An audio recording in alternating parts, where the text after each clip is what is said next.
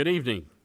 The Cypress-Fairbanks Independent School District Board of Trustees is now convened in a board work session on Thursday, November the 5th, 2020 at 6 p.m. in the boardroom of Cypress-Fairbanks Independent School District Instructional Support Center located at 10,300 Jones Road, Houston, Texas, for the purpose of reviewing that portion of the Monday, November 9th, 2020 regular board meeting agenda designated as action items and to hear designated reports and recognitions posted in the meeting notice as required by Texas law.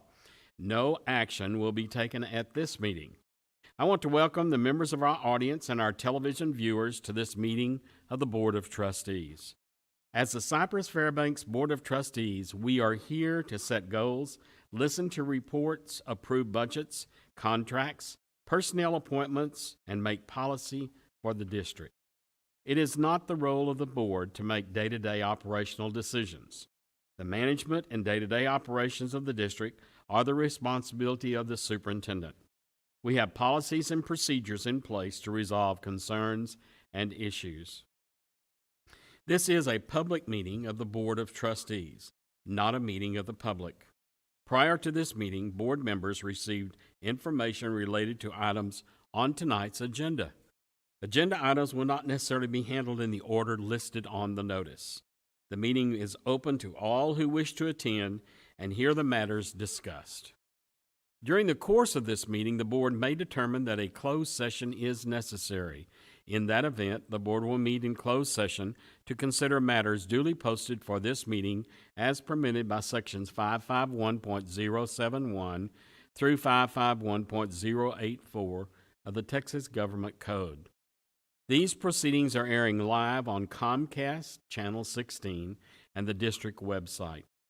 They will also be available as video on demand on the district website following tonight's meeting. For the video to adequately reflect the proceedings, I respectfully ask you to please refrain from talking while others are speaking, and that cell phones are turned off or in silent mode, much like I'm doing right now.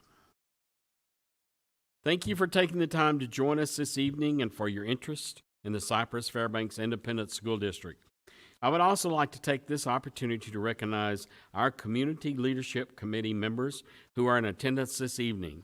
Our community leadership meets monthly and learns more and more about our district. Those attending today are Ryan Irving, Francis Romero, Marlene Lawbrick, Tracy Snyder, Stacy Anderson. Thank y'all very much for being here, and thank you for what you do and dedicate to the district. Thank you for the time Thank you for taking the time to join us this evening and for your interest in the Cypress-Fairbanks School District. I already read that one, didn't I? Okay. We're starting over. Okay, the invocation, Pledge of Allegiance, Vision and Mission Statement recognitions, board comments, and citizen participation portion of the agenda will be presented at the regular board meeting on Monday, November the 9th, 2020. At this time, we will proceed with public comments portion of the agenda. 4A, patrons who have duly registered per policy BED local may address the board and make public comments on the agenda items during or before the board's consideration of the item. The board may allow public comment on agenda items at all meetings. The board will continue with the remaining agenda after the registered patrons have had an opportunity to speak. Tonight we have no one signed up. So before we proceed, I'd like to let the viewing audience know that each month during the board work session, the administration provides oral reports on various departments in addition to the reports outlined in the district's board monitoring system. The board monitoring system, a mechanism to measure the district's progress in achieving goals, may be viewed on our website under About Us/District Improvement Plan/Goals. And now we're going to proceed with agenda item 8A under reports.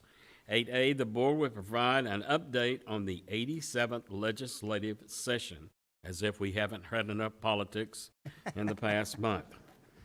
Tonight, our presenters are Dr. Mark Henry, David Thompson of Thompson & Horton, LLP, I got to tell you, David is from West Texas and went to high school with my cousin, so we're almost related. So thank you.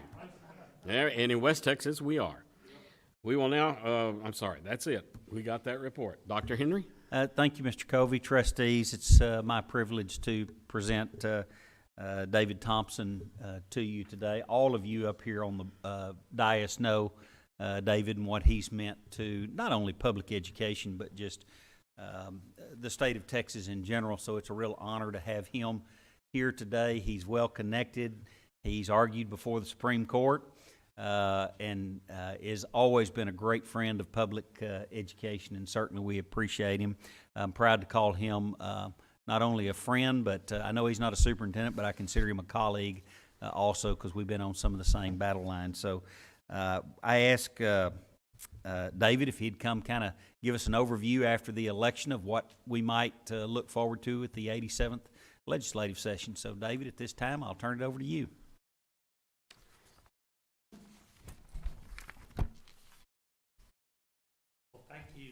Henry and President Covey and members of the board, it's great to be with you tonight in person. I think we've all seen each other virtually, probably more than we want to over the last several months, but it's wonderful to have a chance to be with you and spend a little bit of time in person. Mark, thank you so much for those kind words, and I very much appreciate them, and I want to reciprocate. During the election, I particularly noted, in fact, I recommended it to a number of other districts and superintendents, how your superintendent, Dr. Henry, had such a Twitter presence for recognizing people for voting without regard to which side or what issues people, but simply the act as citizens of participating in the process. I thought that was a wonderful example, Dr. Henry, and I passed it on to many others. So I appreciate you and all the work you're doing, and the board. I know y'all are putting in long hours in this very unusual year of 2020. So we're going to talk a little bit about the election that just occurred on Tuesday, and in some parts of the country that is still occurring. And then also look forward to the 87th Texas Legislature, which will begin in the very near future. And I'll see if I can do this right. The first thing I want to start with, just to kind of start with the idea of participation in elections. The interest in this election was very, very high. Not quite historic in terms of percentage of participation, but in terms of absolute numbers. We crossed some important thresholds, not only nationally, but here in Texas. And just a little bit of historical perspective, when we look at Texas, our number of registered voters, we nearly hit 17 million. We were at 16.9 and a fraction of registered voters this year. And then not only did, and that was an increase of over 1.8 million registered voters from 4 years ago. So a very significant increase. We also had very high participation. In fact, one of the highest rates of participation that we've had in Texas going back for several decades. You will see that we had 66% of our total registered voters actually participate in this election. And the mix of those voters was very unusual if you look at the slide. Because the overwhelming majority of votes that were cast in Texas, well over 9.7 million, were cast early, either by mail or in-person early votes. And one threshold we did pass here in Texas, total votes for the first time exceeded 11 million. So it was like 11,050,000, depending on which race you look at, but that was kind of an important mark. But we had high participation, and we particularly had high participation in the early voting period. We'll see if that is a trend in future elections. And we had a couple of interesting other thresholds. We established a new record, and this will fall into the political trivia category. Who do you think is the one person that has received more votes in an election than any other one person in Texas history. Just think about all the elections over the years we've had in Texas. Who do you think is the top vote getter in any election in the history of the state of Texas?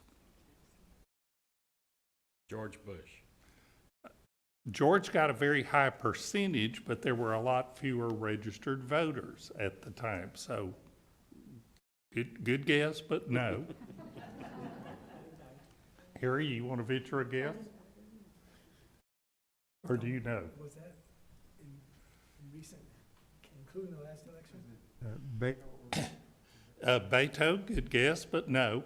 It occurred yesterday, and just remember, if we passed 11 million for the first time in Texas history, we had one candidate for the first time in Texas history get over 6 million votes. And that person was Justice Jane Bland on the Texas Supreme Court. So just a little bit of election trivia that you can go home and entertain or torture your friends depending on their point of view about elections with. So, but quickly moving on, we are looking forward now that the elections are behind us. We really, there's the old saying, the past is prologue. It's time to look forward, start thinking about where we go from here. And the 87th session will be on us very quickly. As you know, Texas is very unusual. We're one of only 5 states in the country that meets biennially every other year, and we then meet for a very short period of time, 140 days. We start basically the second Tuesday in January and go for 140 days. It usually ends sometime around Memorial Day. Now, Mark, you will remember I once made the comment, I meant it as a joke. I think some people thought I was serious, but we picked that date in January back decades ago, many decades ago, and I made the observation that we picked that Tuesday in January because it allowed you to get to Austin after the first of the year from anywhere in Texas by horse. That's not exactly true, but a lot of our dates and how we do things are rooted very much in the past. I guess that would be the takeaway. But we do have some dates that are coming up pretty quickly. On November 9th, members are going to be able to start pre-filing bills, and there'll be a flood of them initially that begin to come in for consideration. If our legislature only meets for 140 days, obviously a lot of the groundwork has to be done ahead of time before the session starts, so bills will be filed in November and December. The session itself will actually begin on January 12th. The first several weeks will probably be relatively slow as the committees are getting organized and things of that nature in both houses, but we'll pick up speed pretty quickly. The session ends, and I want to say the regular session ends because I think there is a very good potential this year for a special session. I'll talk about that in a minute. The regular session ends on May 31st. The governor then has a 20-day period where he can either sign or veto bills. If he does neither, if he simply leaves it alone, it becomes effective by operation of law. That deadline is June 20th. And then the normal effective dates for bills, unless a different effective date is actually prescribed in the bill, the normal effective date is 90 days after the end of the session. That'll be August 30th. So those are some of the time frames we're going to work with. Now let's look at who our members are going to be. How many of us want to see some more political ads? Did y'all kind of get overwhelmed like I did by those for the last a number of months at every commercial break? It is amazing how much time, effort, resources were spent on political advertising in not only in Texas but in the nation. We did set records in terms of total dollars. I think the number I saw was $14 billion spent in all combined elections. And our takeaway here in Texas was that almost nothing changed. At the end of the day, we're exactly where we were with basically one exception. On the Senate side, we had a change in the composition by one. The Senate last in session in 2019 had 19 Republicans and 12 Democrats. Frankly, one of those Republicans was sort of an anomaly. He had won an election in a special election for a seat that historically was a Democratic seat. In this election, that seat switched back to being a Democratic seat. And so we will have a Senate that is composed of 18 Republicans and 13 Democrats. So with that one change that was not unanticipated, that's what the makeup of our Senate will be. On the House side, last session, we had 83 Republicans and 67 Democrats. There had been some thought that there might be changes in this particular election cycle. At the end of the day, we're going to start the 87th legislature with 83 Republicans and 67 Democrats. And again, we had two changes, but they netted each other out. We had one Republican defeat a Democratic incumbent. We had one Democrat defeat a Republican incumbent. And that's literally the only changes that occurred in the state of Texas. So we know who the players are. We know who our senators and representatives will be. And of course, the leadership at a statewide level from the governor, lieutenant governor, we're not up for election this cycle. So Lieutenant Governor Dan Patrick will continue to preside over the Senate. And the House has to organize itself and select its own leader. And if you've been following that process, that it's very much underway. They won't formally vote, obviously, until the session convenes in January, but it does look like Chairman Phelan from the Jefferson County area is likely to be the new speaker. So I think we will have kind of the pieces begin to fall in place a little bit over the next few weeks as we look towards the session. Now, before we look forward, let's take just a quick moment and look backward.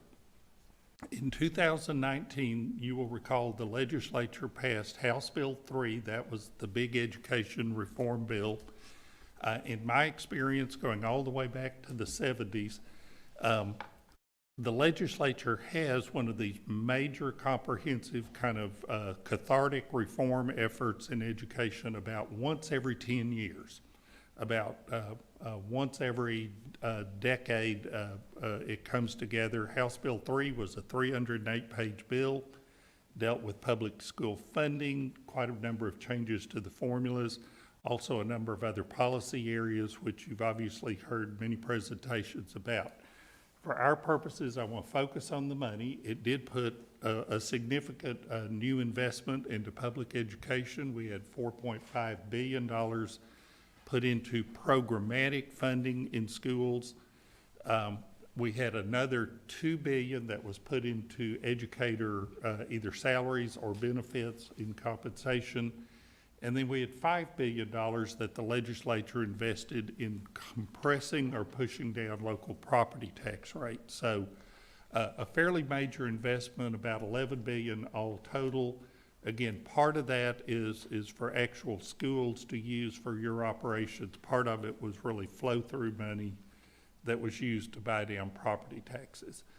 Some of the big other components that had a cost to them, we raised at the basic allotment, which is kind of the foundation that everything else gets built on.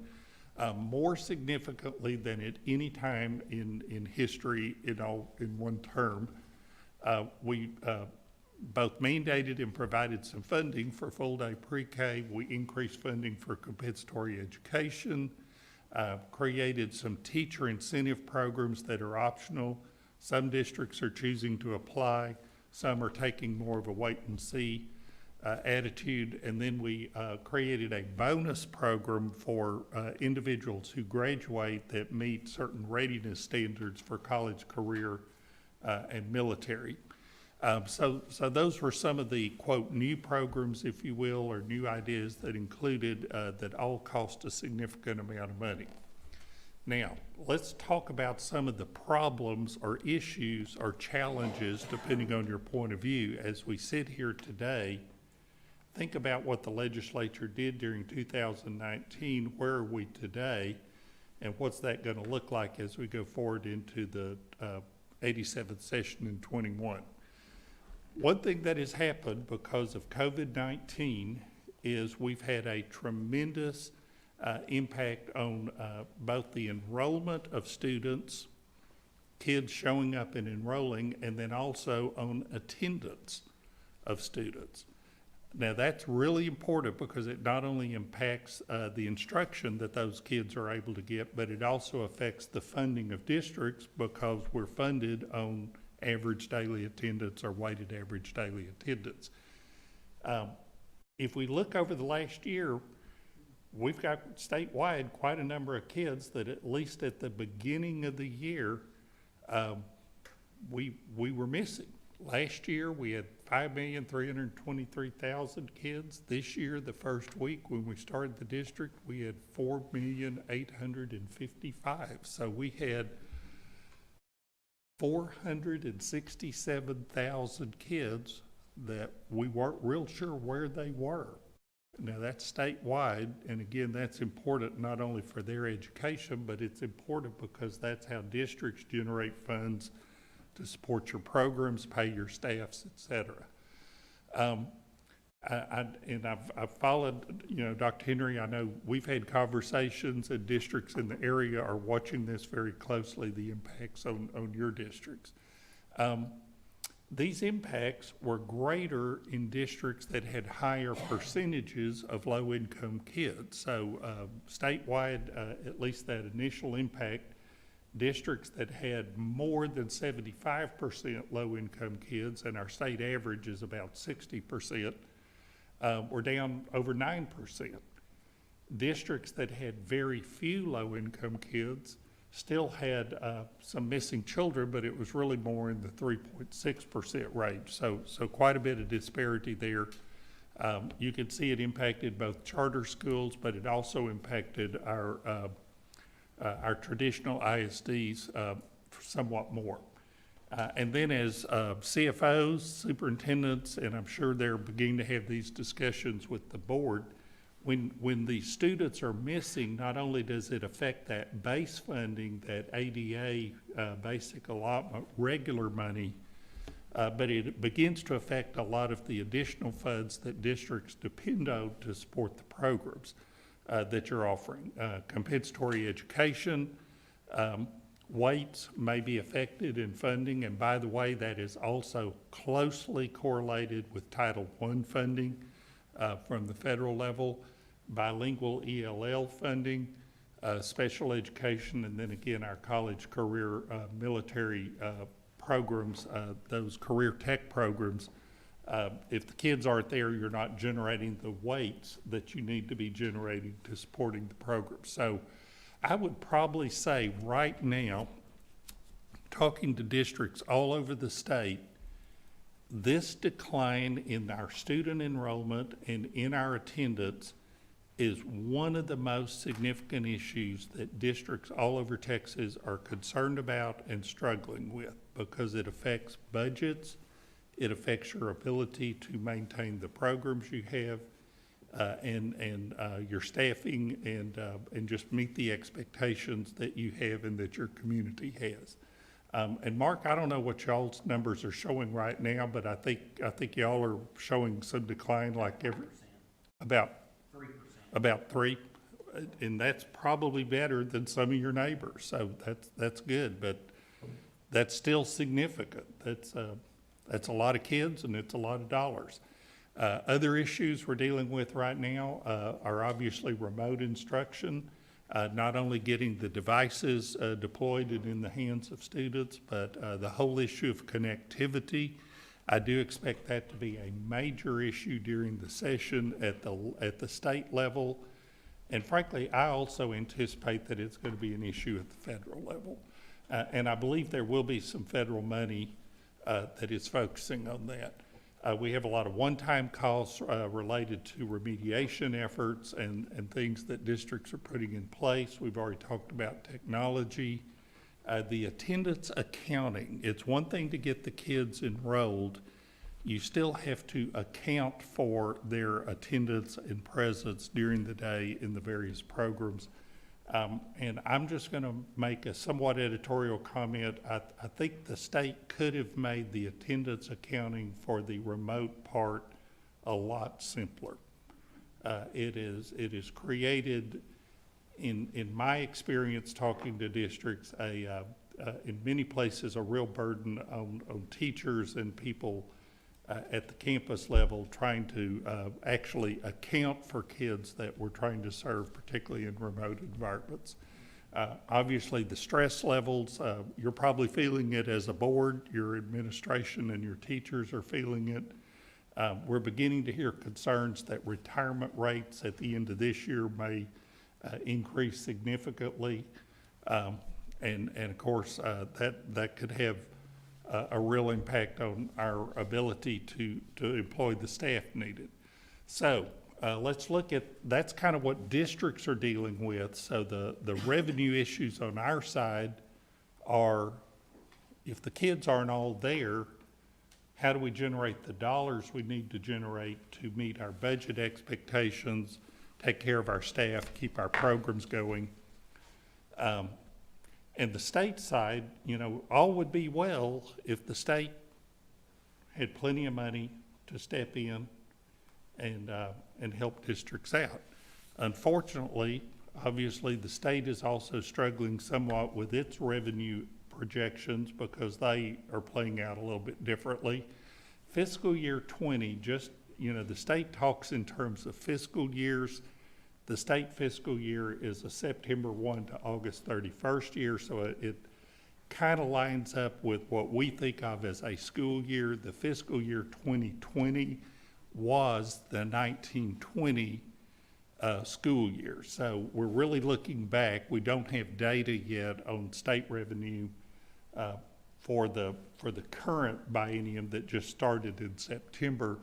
But we do have pretty good information about what happened, particularly in the latter 6 months of last fiscal year, and it wasn't good news. What we see is that the state's expectation, what they thought they were going to receive in revenues, declined fairly significantly from about $53.2 billion to about $49.2 billion, about a $4 billion decline. And remember, that's only basically for the second half of 1 year. That's not even for a full year. That's really reflecting basically from April forward.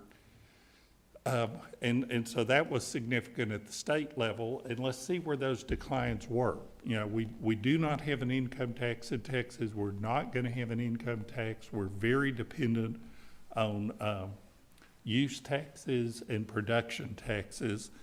Our main source of revenue for general revenue is sales tax. That's larger than any others.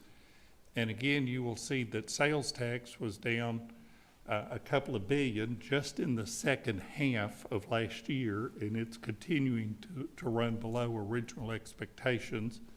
Obviously, motor vehicles were down, and then oil production and gas production were very dependent on our production taxes to fund our state budget, and those have declined in the second half of last year, and they're continuing to show decline. So even as districts are struggling, the state itself is also going to be short quite a number of billions of dollars to meet its revenue expectations. Now, in the middle of this, we talked about the work that has to be done before we begin the session. All agencies prepare and submit for consideration what's known as an LAR, or Legislative Appropriations Request. It's kind of their starting point on what they think, whatever their area of operation is, what they think they need. TEA, Texas Education Agency, submitted a couple of months back, 6 weeks back, its LAR for consideration. They assumed continuing property value growth, because obviously property value growth is significant in terms of supporting schools at the local level. The more dollars we raise locally, that's less of an impact on state. And I'm concerned about these estimates. As we look into 2021, I'm hopeful that we will continue to have this level of property value growth in the state, but I think we're going to have to be cautious. TEA also assumed a level of student growth. Now, remember, right now, we're not showing growth. We're actually showing a decline in students. So, again, I hope that if this reflects a level of optimism, I hope it carries out. TEA did not project any cuts to the foundation school program. That's the basic funding program for schools.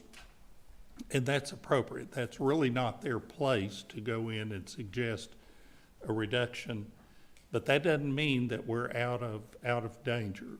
Those adjustments typically occur during the legislative session, and their actions by the legislature, they're really not tied to the recommendation that TEA makes at the beginning of the session.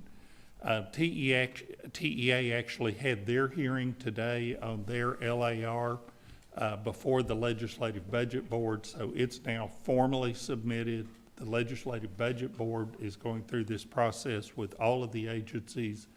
Once they compile all of those, that will kind of be the starter place budget, if you will, when the legislature begins to work in January. And in January, the comptroller is also going to provide an initial revenue estimate. Comptroller Hager, I think in my view, has done an outstanding job, him and his team. But they're going to be looking into the future. They're not just thinking 6 months ahead. They're trying to look 2 years ahead, because remember, our appropriation cycle, we're looking into the future, and they will provide an initial revenue estimate in January that will be adjusted during the course of the year. But we don't deficit fund at the state level. At some point during the session, the dollars the comptroller says available and the funds to be spent through the appropriations process have to match up. Those have to balance out, and that's going to be a difficult process during the session. I think the legislature is at least going to start the process assuming some multi-billion-dollar cuts across the board to all of the services that depend on general revenue in the state of Texas. Now, in public education, as we get into that conversation, I think some of the big policy issues are all the conversations about cuts just on the money that goes to schools that you actually use for salaries and programs for kids, or is some of the cut on the money that the state has committed to property tax compression also part of that conversation? You know, where does the burden fall? There's already a conversation about local fund balances. Districts carry local fund balances. You're actually required by state law to carry at least a 3-month fund balance. And I'm sure your CFO regularly talks to you about that. That's in essence what carries you through the start of school year and the fall, when you're not receiving state revenue and you're not receiving local tax dollars. But the state is very much looking at those local fund balances. They estimate them to be about $14 billion collectively statewide. Some of those are unobligated funds. Some of them are obligated for specific purposes. Some of them may be fund balances that are actually tied to construction projects and things of that nature. I do expect that to be a big part of conversation during the session, because the state does have a rainy day fund, and we're already hearing individuals at the state level saying, if we're going to spend some of our rainy day, we want to see districts spending down some of their fund balance. So I expect that to take quite a bit of attention. And then the last one I've listed here that I'm hopeful about now that we have the election behind us, I do think there will be a bipartisan interest in another round of federal CARES Act funding. And whether that occurs between now and January or whether that occurs early in the next administration remains to be seen. But I'm cautiously optimistic that that we can look forward to some assistance at the federal level as we have in previous downturns in the economy, such as 2009. Assuming that that CARES Act funding does occur, I think there will be a significant chunk of it that is support for state government and local government, and hopefully will help fill some of the budget holes that we have here in Texas. Now, some other issues that are not exactly funding, but I think will be kind of center stage part of the conversation. One is about testing and accountability. How many people think this year, in the middle of COVID, with all of the stresses that students and teachers are dealing with, the remote instruction, et cetera, how many people think it is a great idea to just keep giving the state standardized tests as if none of this was happening? Anybody want to vote for that?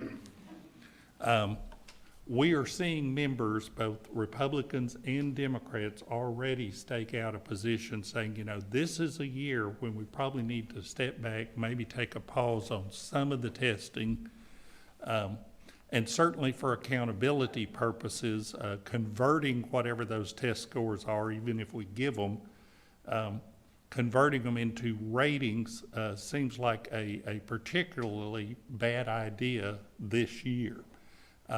So I think we will continue to get conversation about that, and I'm hoping we get some relief on that during the session. Technology, remote instruction, you know, what these last few months have shown a light on is the so-called digital divide, the very big difference, not only between different groups of students, in many cases tied to their socioeconomic status, but also between types of districts. In the rural districts, for example, just having basic connectivity is a serious issue in many parts of the state.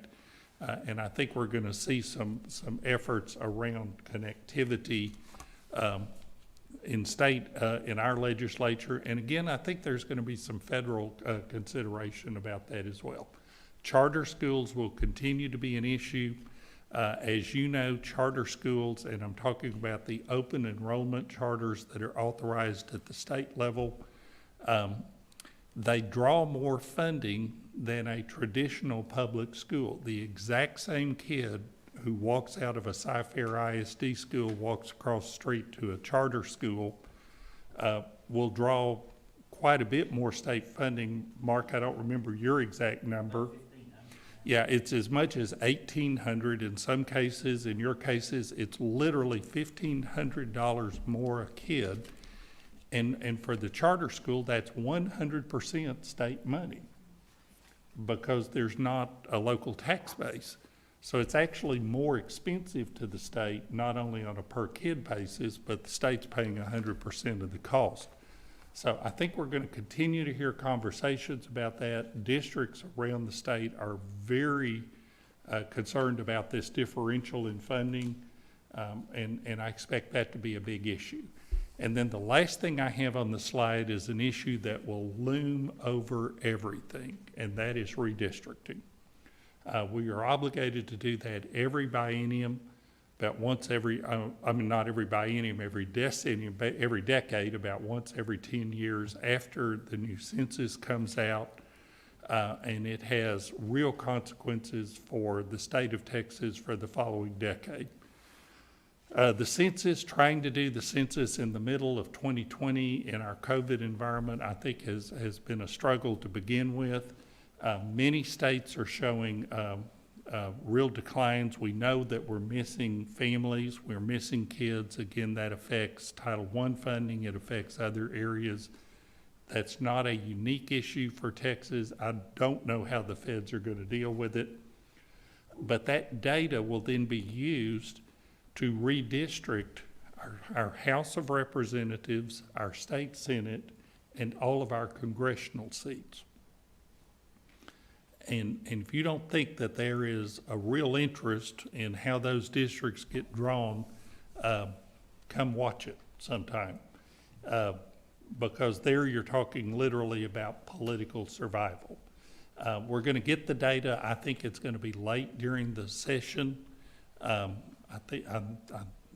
not gonna be surprised if it's April before we get census data to begin the redistricting process. And I think there's a very real potential that that spills into a special session.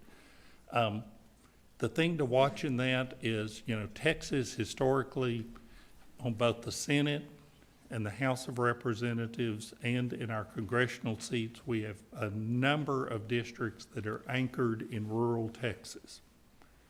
And many of those districts may be anchored in rural Texas, but then put fingers into the urban areas to pick up the necessary population. And guess where the growth has been over the last decade? It's in the urban areas and the suburban areas, not only the core urban counties, but increasingly the next tier counties around our core urban areas is where all of our growth has been. And it's going to be very difficult to continue to draw as many traditionally rural seats as we've probably had in the state of Texas, given the shifts in population. That's obviously important to those communities. It's also important, I will say, to a public education community, because in my long history, whether those members are Democrats or Republicans, a lot of those communities, public education is the lifeblood of the whole town.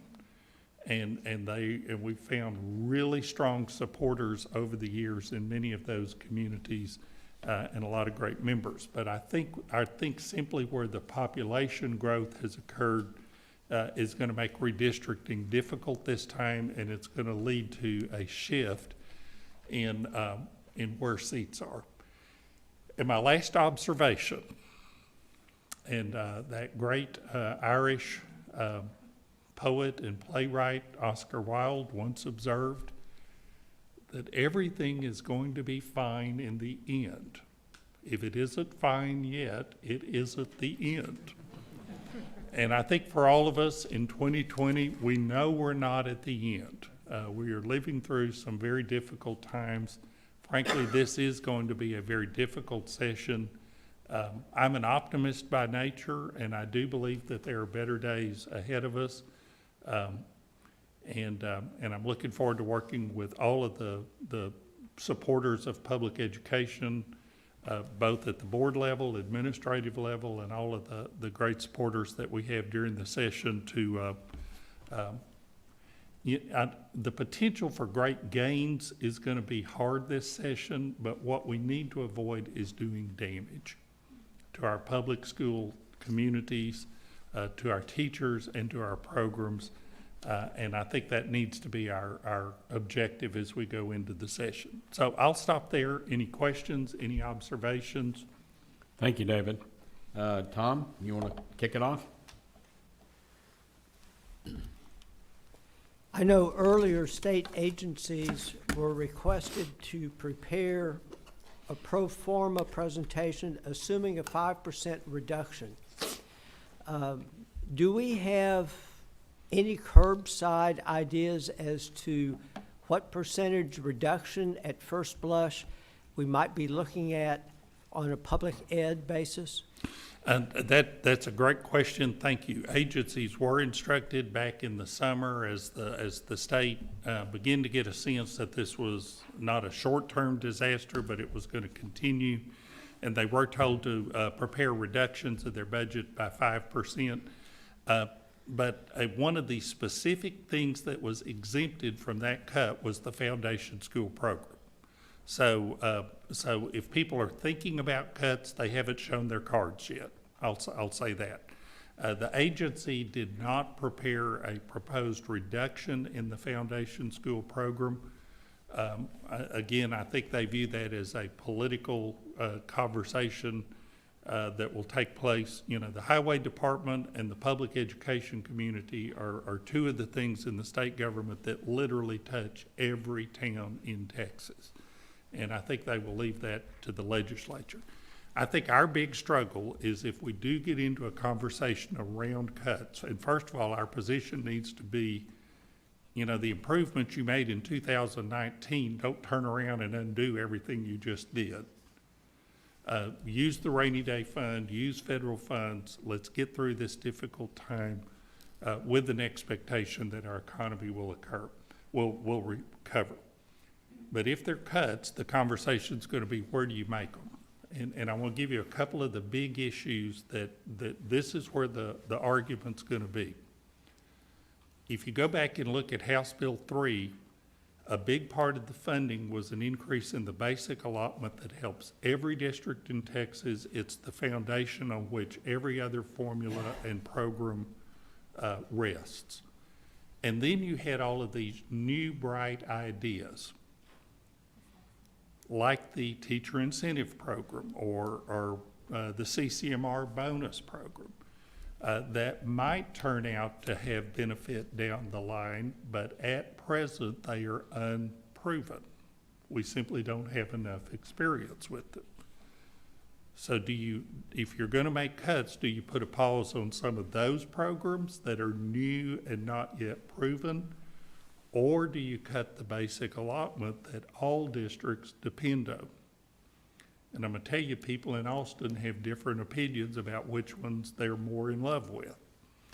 And then another policy debate is, if there are cuts, do you take all of the money out of actual programmatic funds that support kids and schools, or does some of the money that the state is spending simply to buy down property tax rates also get to be part of the conversation? So, Tom, that's a political conversation, but nobody has showed their cards on that yet. Well, it's certainly nothing you would talk about if you're up for election in November, right? Right. You're exactly right. Looking at it from a slightly different perspective, what is the approximate percentage reduction in revenues that the comptroller's office is floating out there? There's been a lot of informal guesstimates, and that's all they are, is informal until it's not real till the comptroller puts a stake down. But I've heard people say, well, we're going to be dealing with a $15 billion shortfall during the session. And they're getting those numbers by taking the shortfall that we had for the last 6 months of 2020 and simply projecting it forward. If you said it's going to be the exact same reduction carried forward, that's how you can generate some guesses. But one thing I will say is, because we are highly dependent on use taxes, like sales tax, those are pretty elastic. They move, they respond to circumstances quickly. When sales activity began to drop, we immediately saw the impact on state revenue literally within a month. The good news is, think about this, during spring of 21, we're actually looking forward all the way through 22 to August 31st of 23.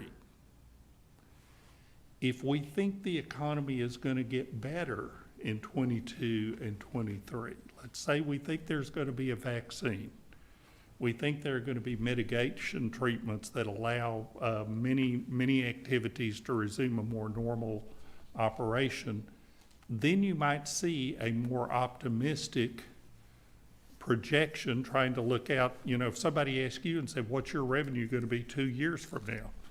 I can say what I hope it's going to be, but it's an educated guess is literally the best. So I'm hopeful during the session that my belief is the comptroller will start with a pretty conservative number that reflects experience as it's currently occurring.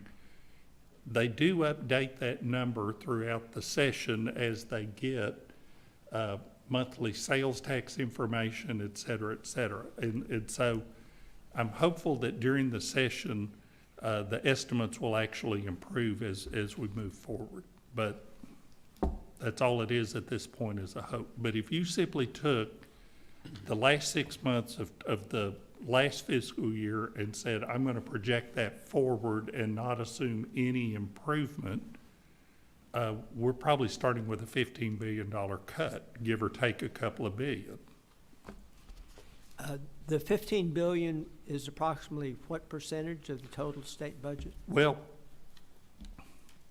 it depends on if you're looking at kind of general revenue funds, that are the ones that are kind of, the ones that the state has the most control over appropriation, or if you're looking at their all funds number, and the all funds number includes fees that professionals pay. It includes various types of licensing or transactional fees.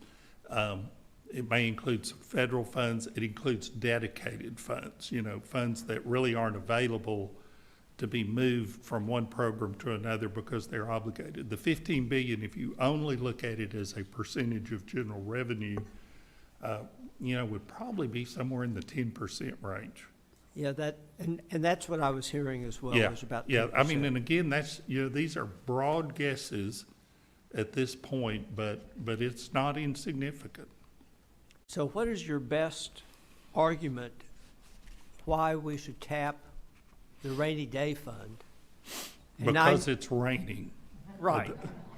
The whole point of the rainy day fund, the reason it was created, was to level out the ups and downs in the economy over time.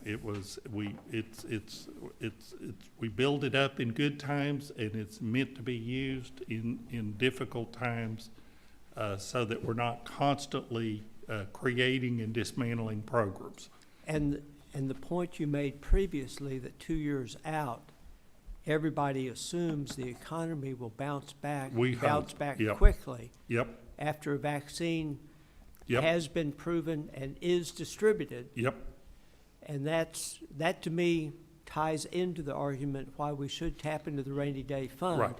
It's a balancing mechanism. And Thank you. it's a one-time expenditure. You're hoping that things recover so that you don't have to show up again, and that at some point the economy allows us to replenish it. That's the way it's designed to work. Good point. Thank you, David. Ms. Blacksher. I know, you mentioned about testing earlier, and, our Yep. thoughts go to STAR. And I know I've already been talking to my state representative about that very issue and how I feel that, that STAR testing needs to be suspended in the spring. What is just your feeling of the possibility of that occurring? And this is an educated guess on my part. And think about last spring. I think the likelihood is that the testing gets suspended completely. We don't even try to do it. Good. Or the other option is that we do the testing to the extent we can, but it is only for diagnostic purposes, and it is not converted into ratings and used as a stick to whack schools Right. with. Good. And so I think that will be the debate. I think the idea that we're gonna do testing as quote normal, and that Right. we're gonna use it for ratings purposes is Totally out of all the unfair. options, that's a really bad option. Yeah. I think the debate's gonna be between those two. Good, good. And we talked about the Federal CARES Act. Yep. Okay. Well, if a bill is passed, would that money for, say, school districts be funneled through the state? What will happen, my expectation, and again, this is simply based on previous experience, is that when the money gets to the state level, the state doesn't have to actually pass those dollars through. They're allowed to use those dollars to fill holes in the state budget so that they don't have to make cuts in the state budget. So in other words, you don't get additional dollars, but you don't get cuts. Okay, They in essence use the federal money to avoid cuts. in the public education environment. And we just have to trust them to use it appropriately. Well, and correct? you know, and I mean, if you go back historically, that's exactly what happened in 2009. I mean, the economy turned down in 2009.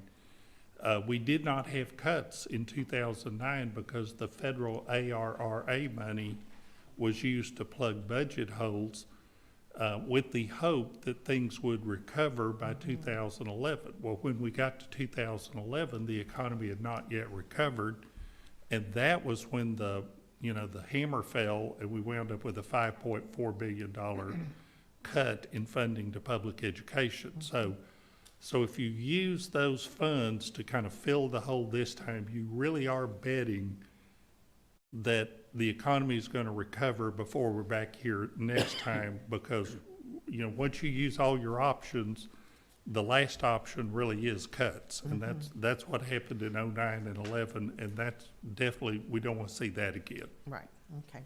Thank you. Dr. Ogletree. Thank you, David. Now, the composition of the legislature you've pointed out Yep. to us is the same as It's it was. exactly the same, yep. And this is the legislative group that passed House Bill 3. It is, yep. So, Well, I want to, with one caveat, there are some places where the seat is still the same party, but it's a different person. yes, Yeah, so, I mean, the individual retired, but the person who won the seat is of the same party. So most of the people are the same people, but there will be some new people just with the same party affiliation. so, but the House Bill 3 was a great Correct. plus. And I'm wondering, and I wanted to see what you thought, that this same composition would not now reverse this, what they have given. Do you think it would be, they would be more inclined to go into the rainy day fund rather than say, I do think cuts are going to be the last option for the body that passed this. And remember, they passed it overwhelmingly with bipartisan. I think in the entire House, there was one dissenting vote, and there were no dissenting votes at all on the Senate side. So I think simply reversing what they did, they're going to be reluctant to do that. I think looking at the rainy day fund, looking at hopefully some federal funds, and then again, the one I want to make sure we got our eyes open is looking at local fund balances and saying, what can y'all do? And so don't forget it. But I do think cuts are not, that's not going to be where they start. That's going to be kind of a last option, I do believe. thank you. Ms. Heineman. Thank you. Thank you, Mr. Thompson. It's always a joy Well, to good hear to from be- you, and good to be we with always you. learn Thank from you. you. I think it was interesting to hear you say that our objective for this legislative session is to avoid doing damage First, do no harm. to students and Yep. teachers and school districts. Yep. That really frames how we're going to be Yep. approaching this legislative session, and we're going to be talking about our priorities later tonight. So I think it's important to put it in that context. I had made a note, and you just talked about the last downturn in the economy was in 2008. We saw the cuts 2011. So I made a note that we're going to be looking to avoid doing damage, not just in the 2021, 2023 biennium, but the next one as Right. well. So we need to have that long Right. range focus. Right. We deal with the urgent, but we also have to take that longer view. Right, and that's our role as Yep. local elected officials. I am concerned about the state legislature dictating how we use our local fund balances, and that's an issue of local control. Yep.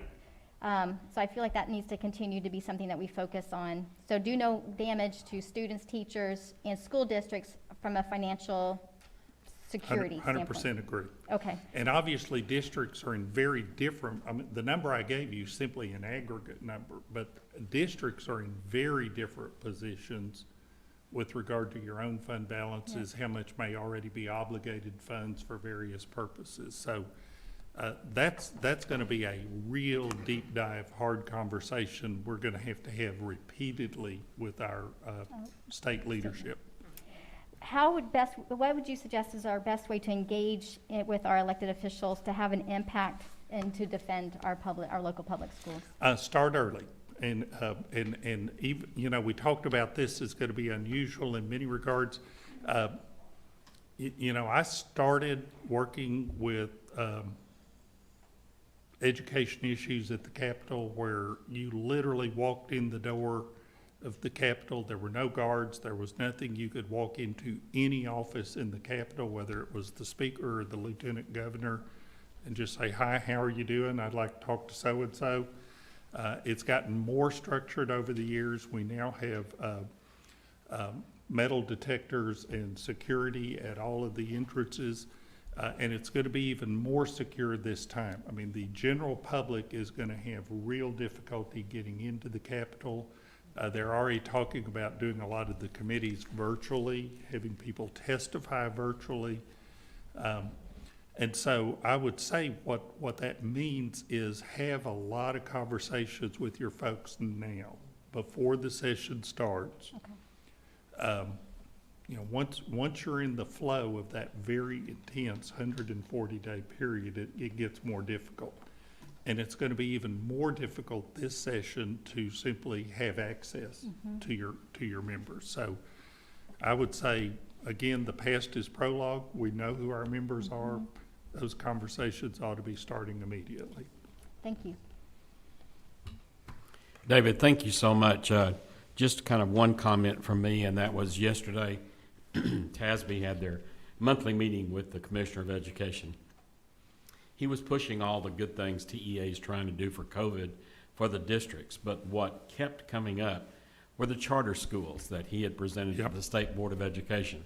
And I believe that there were 8 charter branches that he had proposed to them, or TEA had proposed, and only 5 were accepted by the State Board of Education. So we kept bringing up the subject. In fact, I've known Mike for a while now, as Tom Jackson, but I kept asking him, I said, I want to know, is this your idea, or are you following the law that your boss, who is the governor, is telling you to do? Is this where this is coming from, or is this something that you want to push? He wouldn't directly answer that except to say, I've got to follow the law. That's what he was saying. But I don't think there is a law that says we have to have charters, is there? There is a law that allows, Chapter 12 and 12A of the Education Code allow groups or entities or people to submit applications. There is no requirement that any of them be approved. Okay, all right, and that's kind of where I was going with that. But it's amazing to me in a time whenever we have cuts that we know are coming, that we know that we're not producing like we are used to in the state of Texas, that they would be willing to pay more money to an entity that is actually housed out of California or New York or Florida that are coming into Texas, and they're going to be taking money from our students and taking them back to their states. I believe in the United States of America, but I'm going to say I believe in Texas first. So I don't want those monies going anywhere else. And I think that's one of the things we as school board members need to be very much aware of, that we are fighting an entity that is going to take money away from our students. So, and I agree. You know, we can have a whole separate conversation about the merits and relative performance, but just in this environment on pure dollars, why in the world would you spend $1,500 a kid of 100% state money when you can provide a great education for that same kid in a public in a public school for half that or even less in terms of cost to the state? right. Because you're using your own local resources to cover part of the cost. I think if the state's struggling with money, why are they paying more money to get something that they could be getting great educational opportunities at a reduced cost through our traditional public schools? Thank you. I just wanted people to hear that. David, we appreciate you being here. Always honored to be with you. Well, and let me also say, for those that are listening and sitting in the audience, that David chose us over his lovely wife, whose birthday is today. So he may need a place to stay. I'm just saying, if anybody's got an extra room, but David just kind of smoothed the way, got a little something Well, for you. I'll make up for it over the weekend, but Tamara was very understanding. I don't wanna hear Oh, that. my gosh. Oh, my gosh, wow. She's gonna make me come to your meetings every year on her birthday. There you go. Take that and give it to her. Oh, my gosh, she is, I'm serious. That is so kind of you, thank you. And good to be with you tonight. So I wish you well. We've got a lot of work ahead of us, but we also have some great days ahead of us. Thank you. Yes, we do. Thank you, David. Safe travels. We're going to move forward to 10A on the non-consent action items. The board will consider approving the district's 2020 comprehensive annual financial report and single audit report, and accept the auditor's report on the district's general purpose financial statements and single audit for the fiscal year ended June 30th, 2020. Presenters are Karen Smith, Debbie Kirkham-Young. Got it cleaned up there, Bill? Yes, sir. Thank you. You're welcome.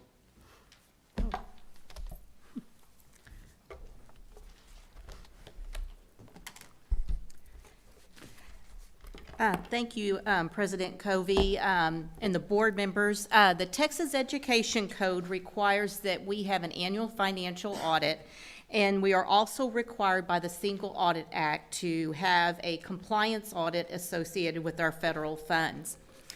Let's see, I'm looking for, excuse me, the remote to.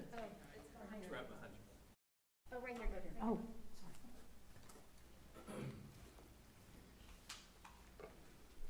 There we go. Oh, I just wanted to get on there. But the district prepares the entire comprehensive annual financial report. So first, what I wanted to do is recognize Amanda Brownson over here and then Mabel Isles within the finance department, because I said Brownson, I said by accident. Gosh, Amanda Bowles. I just got a text message from her. So anyway, they work very hard to prepare this annual financial report, and there's a lot of work involved in it throughout the entire year. And we always have been receiving the award through the Government Finance Officers Association, as well as the Association of School Business Officials, when we apply for the Certificate of Excellence. So there's a lot of work involved in that aspect of it. So I also would like to recognize Communications, because they prepared the cover that you see here for the comprehensive annual financial report. And then, of course, Debbie Kirkham will be here to talk about the audit report, and also Greg Peterson with Weaver and Tidwell are here. Oh, sorry, excuse me. So here in front of you is the statement of revenues and expenditures and changes in fund balance for the general fund. The general fund is the district's main operating fund. So if you look on B2 of the comprehensive annual financial report on page 32, you will see the detail of this, as well as the debt service fund, the capital projects fund, and our special revenue funds. As you can see, as of June 30th, 2020, the district had revenues of $964.2 million and expenditures of $965.5 million, which resulted in a decrease in fund balance of $832,613. You may recall last month when I presented the information to you regarding the COVID-19 expenditures and how they had affected the district. One of the things that I mentioned to you was the funding, the ESSER funding that we would get, or the CARES funding that we would get. David Thompson alluded to this, that the funding was utilized to basically supplant state aid. And we received about $17.4 million. And that out of that money, we took about 2.8 and utilized it in 2019, 2020. So basically what happened is that revenue came out of our state aid, and we have to submit expenditures to get reimbursed that revenue to make us whole. And so we only submitted 2.8 million in 1920 because we knew we were going to come very close to breaking even in fund balance if we waited and drew down the rest of the money in 2020-21, which is when most of our expenditures will be occurring, but also to try to help offset some of the expenditures that we were going to incur in 2020-21. So I just wanted to remind you about that. Some of the highlights associated with the general fund is that we were able to have a fairly stable fund balance despite COVID-19 pandemic. I mentioned to you already about the 14.8 million in reimbursement from the ESSER funds, but we still have a fund balance of 6.44 months in expenditures. Also, we maintained the ratio of 1.8% of general administration to total expenditures, and the state average is about 3%. Also, the administrative cost ratio for the district, I reported on that with the first report last month. It was 3.77. You will see here that the percentage dropped to 3.67%. Now I'll turn it over to Debbie Kirkham so that she can go over the auditor's opinion on the comprehensive annual financial report and discuss the single audit report. Thank you, Karen. If you can't see the screen, on page 9 of your federal single audit report is the schedule of findings in question cost. And on that particular schedule is one of the most important schedules that to me is in the audit, is because the state gets a lot of data by PEMS. They get an ASCII data feed of your CAFR data of certain exhibits. And with all of that, the state wants to know how they can rely on all of that data. So first of all, it's the district's responsibility to prepare and present the financials and statements in accordance with generally accepted accounting principles. But it's the auditor's responsibility to conduct it within generally accepted auditing standards that are, and also government auditing standards that are issued by the U.S. Comptroller General of the United States. And the auditor is to determine what type of opinion is going to be issued on those financial statements. And so what the state looks at is they like to see an unmodified opinion. And again, this year the district received an unmodified opinion that's referred to as a clean opinion. It's the highest level of assurance that you can receive that all the assets, liabilities, and revenues and expenditures are fairly presented in accordance with all the standards that are issued by generally accepted accounting principles. The next thing that is required on that, that's in that summary of schedule of findings in question cost, is because the district receives more than $750,000 in federal funds, they're also required to have a federal single audit. And that particular program that we audited this year, the major program was the Child Nutrition Cluster. And they also received an unmodified clean opinion. And I want to just say congratulations to those staff members in the child nutrition, because I know it was an unusual year with COVID. The control processes had to change a little bit. And so we had a lot of questions and asking for how those processes, and because those control processes were changing. And so we appreciate all of their work. And special thanks to Karen and Amanda, too, before we open up for questions, and Mabel, and also internal audit. We ask a lot of questions, and this year auditing was a little bit different. It's always been great is that we've been able to, the district has been able to upload a lot of information for us, and we're able to be on site and ask some questions. And I think that it worked really well, even though it wasn't a COVID environment. They were able to upload information just like they always were. We were operating remote, but we were able to have Zoom meetings and share our screens and upload additional data. And just kudos to all of those individuals. We appreciate their hard work during an unusual time of audit. Now we're open to any questions that you may have. Okay, thank you. Ms. Heineman, would you like to kick it off? I don't have any questions. I'm comes No with questions? I information. saw you writing. I thought you were I- making No, notes. I was making notes, but I'm Okay, good. all right. Thank you. Dr. O, you're okay? Ms. Blackshear? Mr. Jackson, do we have a question? Only one. Okay. Well, actually, you know that's a lie, but it's a really long question. First, let me say thank you for being here. I always appreciate the presentation of the audit. I recommend to the viewing audience, if you don't want to eat numbers for dinner, at least take the time to read the management's discussion and analysis of earnings. It encapsulates very succinctly what went on from a financial perspective for the district, and it's very meaningful information. There's always a couple of areas that I like to talk about, particularly for our viewing audience. The area where there is the most amount of wiggle will come in estimates and accruals. So what would y'all deem to be the most significant estimates or the most significant accrual? The most significant accruals, I'll break it down between the government-wide financial statements and the governmental fund financial statements. The government-wide are the first two, part of the basic financial statements, and it is pension accrual, the OPEB accrual, as well as accrued interest, I would say are the three largest ones. Then associated with the governmental funds, it's going to be revenue, the state aid accrual for state aid.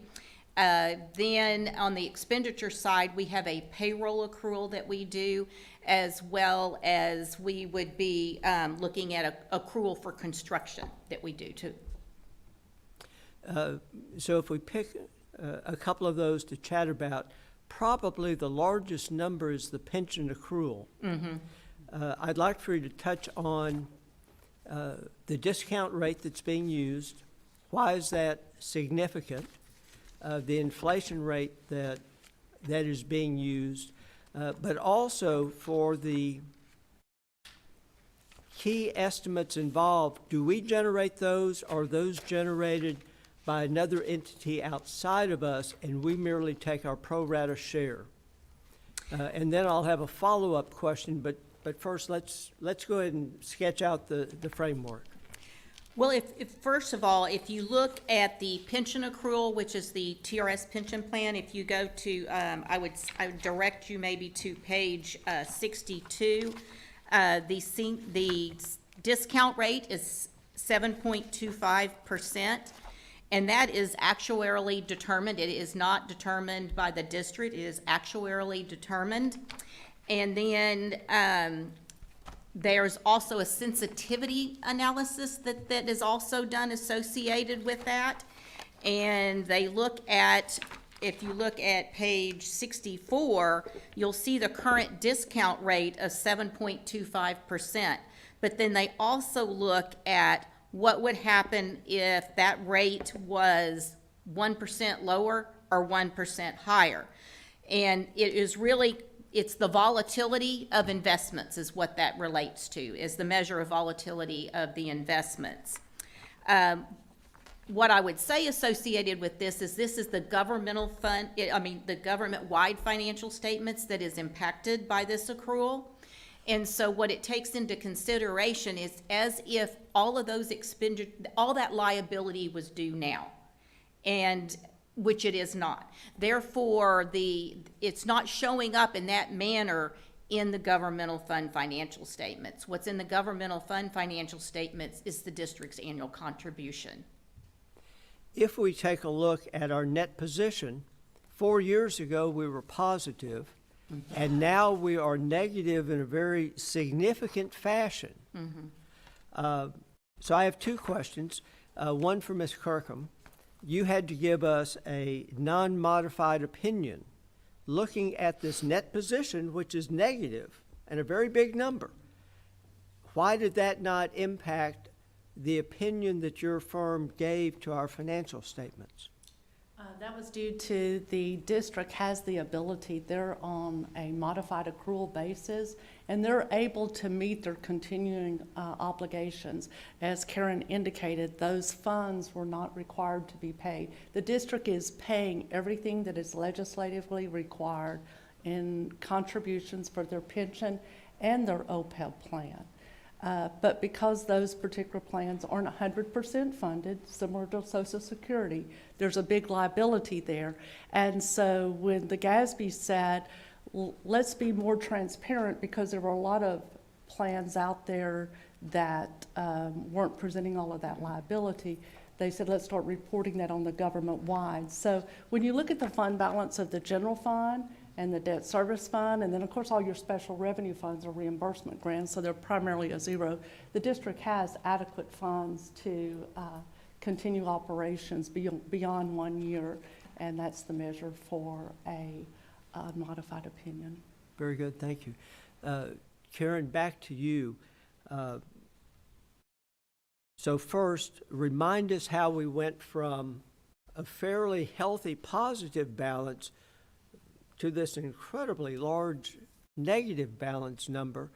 And then would you concur with Ms. Kirkham that perhaps a better analysis is our actual fund balance itself in terms of operating funds?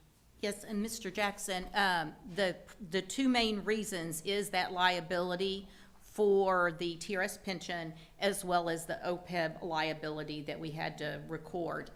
I agree with her, and I would say in addition to that, one of the things that we're required to do that Texas Education Agency looks at, as well as when we do our financial integrity rating system of Texas, they actually remove those liabilities because they realize that those liabilities are making a difference in the calculation when in fact the district has the funds to meet their ongoing obligations.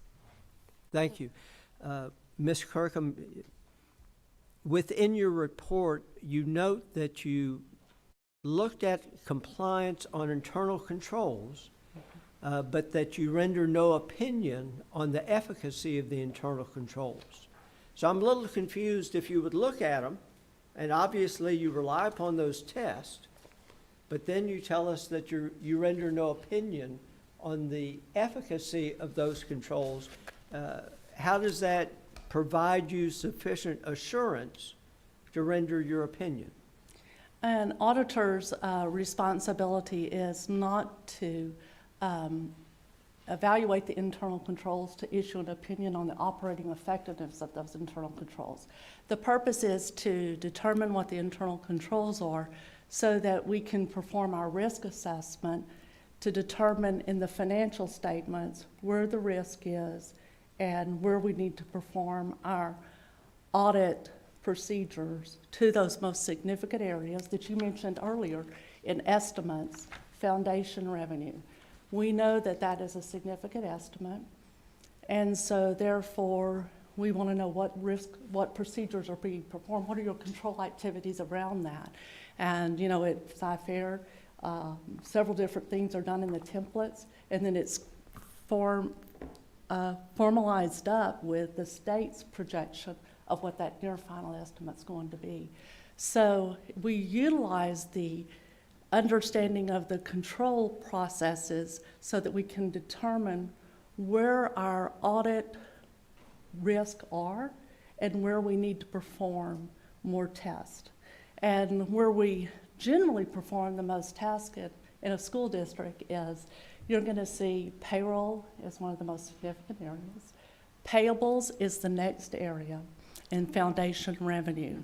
Of course, when we start looking at pension and OPEB, although those are big liabilities, even though they're significant estimates, those are provided by actuaries. It's audited by the state auditor's office. So really, it's just bringing those pension and OPEB numbers, even though they're huge and we don't like them, it's just really bringing those into the report. And that's really what management does there. So a financial statement audit is not supposed to be an internal control audit. It's to, you utilize evaluating those internal controls to determine where your risks are in the financial statement audit and where you need to perform, where you need to to put your attention to as an auditor. So if I wanted to simplify that down to one sentence, your audit was not conducted to identify any fraud.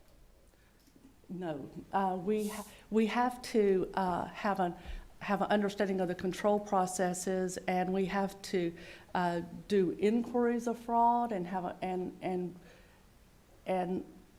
to determine that the audit process is to have an understanding of what fraud could occur when we're evaluating the control processes, but we're not doing a fraud audit. But we are supposed to perform our audit procedures in consideration of fraud. And with that, in that fraud consideration, there's a lot of inquiries with staff and management and also board members to get feedback of where there's particular concerns, reading the minutes and any legal instances that have occurred in the district. We're looking at all of that to see if there is any fraud occurred, so if there's any additional areas where we need to spend a substantive amount of time in our audit process. That's an excellent answer. That's actually better than any answer I had ever been given. That's a fairly standard question that always gets asked whenever you present an audit report. So well done. I would direct the viewing audience to take a look at Table 16 if they have time. This district has done an admirable job over the last 10 years. If you take a look at this, and Table 16 is salary comparisons. If you take a look at where this district was 10 years ago, comparing salaries both to the state but also to the county in terms of averages and also starting salaries. Members of this board, and I wasn't on it 10 years ago, but several members were, and then other members came and they made a commitment to change that for the teachers and staff of the school district.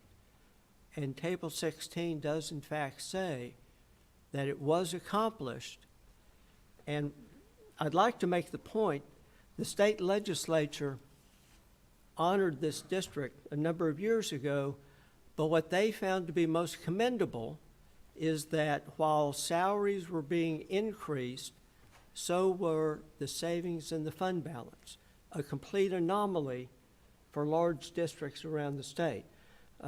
So Table 16 is really kudos to senior management, operating but also financial.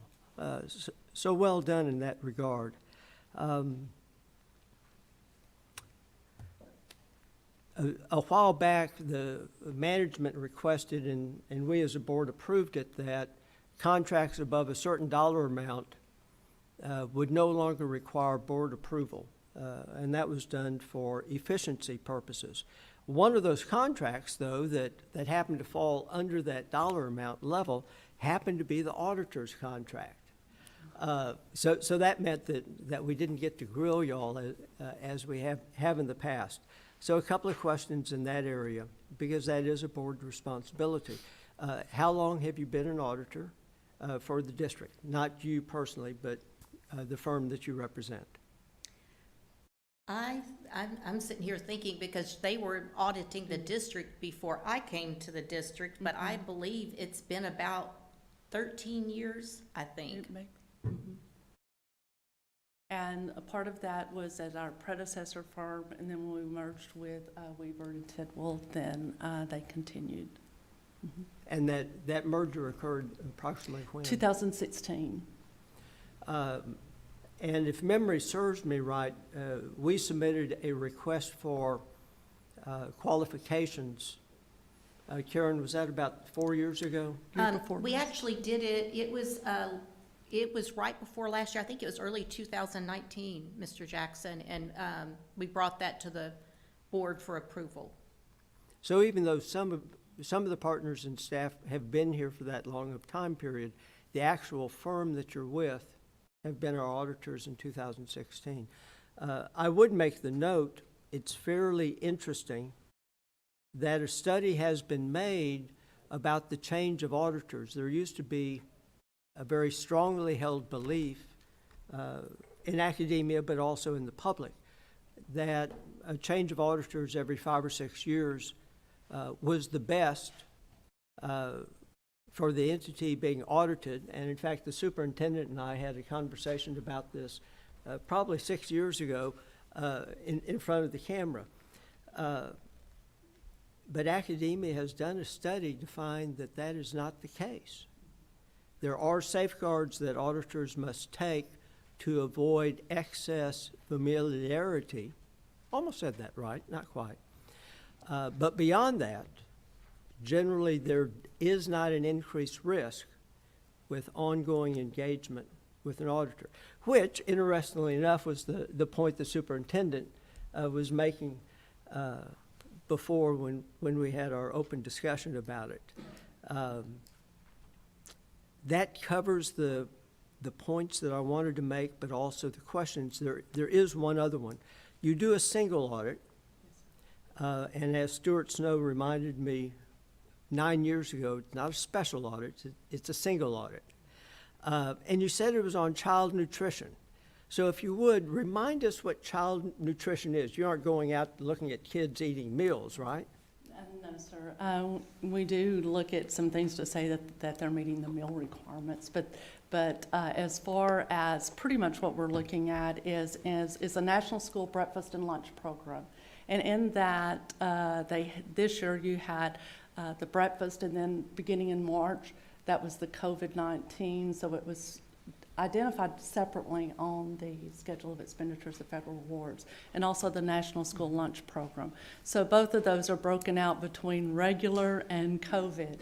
And in doing that, the auditor is going to look at that particular program and it's a little bit different in the risk assessment because the controls are different and the compliance requirements are different.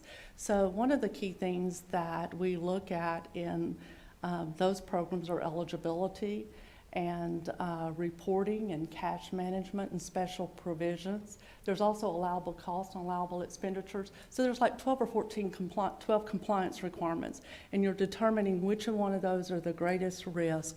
And generally, you're going to be spending time on eligibility testing. You're going to do that control narrative again to understand what the control processes are. And that's what I mentioned this year. The control process has changed a little bit in April. And so before, our walkthroughs may have been a little bit simpler, but this year was a little bit changed on the walkthroughs and seeing how they were accumulating the data of providing those lunches and those breakfasts to the students or to the people that are driving through, and what the state's requirements were for that particular grant. So those are the type of things that we were doing with child nutrition this year. Well, and that was very important, particularly this year, given COVID, that would be the single audit. And y'all rotate that, correct? Yes, sir. You, as we mentioned a few years ago, you're looking at the large programs and those large programs that meet that type A criteria have to be audited every third year, unless there's some unusual risk in a particular year or it's been identified. And then one last question that only financial people would ever ask. Why did, and it's really to both of y'all, why did you choose not to have a subsequent event as to the impact of COVID, even though you mentioned that in the front part, you chose not to have a footnote? I seem to recall we spent almost $60 million, and that seems to me that that's probably material in terms of any revenue comparisons or expense comparisons. Basically, what it's related to is it had already started in 2019, 2020, and really a subsequent event is something that happens within a certain period of time after the audit's done and the report is submitted. So those are the type of items that you have to disclose. Is it 60 days, Debbie? Well, just it's something that occurs after fiscal year end. So you're trying to evaluate whether that COVID is going to have some significant effect that's subsequent to year end that you're not already aware of, and it's already included in your budget and has been prepared for. So there's mixed opinions on. Some people felt like there's a continuing uncertainty. There's some districts who feel like we know what the issues are that are going to be affected. We've planned and we've budgeted for them. So we don't think there's any subsequent event that's going to have a financial impact that we haven't already considered and our planning and our budgets that have gone to our board. So you are going to see some mixed opinions around school districts as they prepare their financial statements, whether they think there's still an uncertainty or whether they feel like they're prepared for it. But this information, Mr. Jackson, is also discussed in some of the explanations, whether it be in the MD&A or the notes to the financial statements, in certain areas where we explain the differences between the budget and actual. So that information is discussed within the comprehensive annual financial report. And once again, a tip of the hat to both of y'all.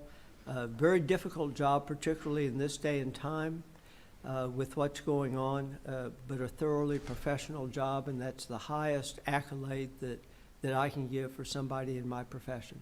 So thank you, ladies. Thank you. Thank you, Mr. Jackson. I had a number of highly intellectual questions for both of you ladies, but Tom asked each and every one of them. So, board, I'm asking you if the non-consent, if you want to keep that on non-consent or move to consent. Non-consent? We'll stand that alone? You want to move it to consent?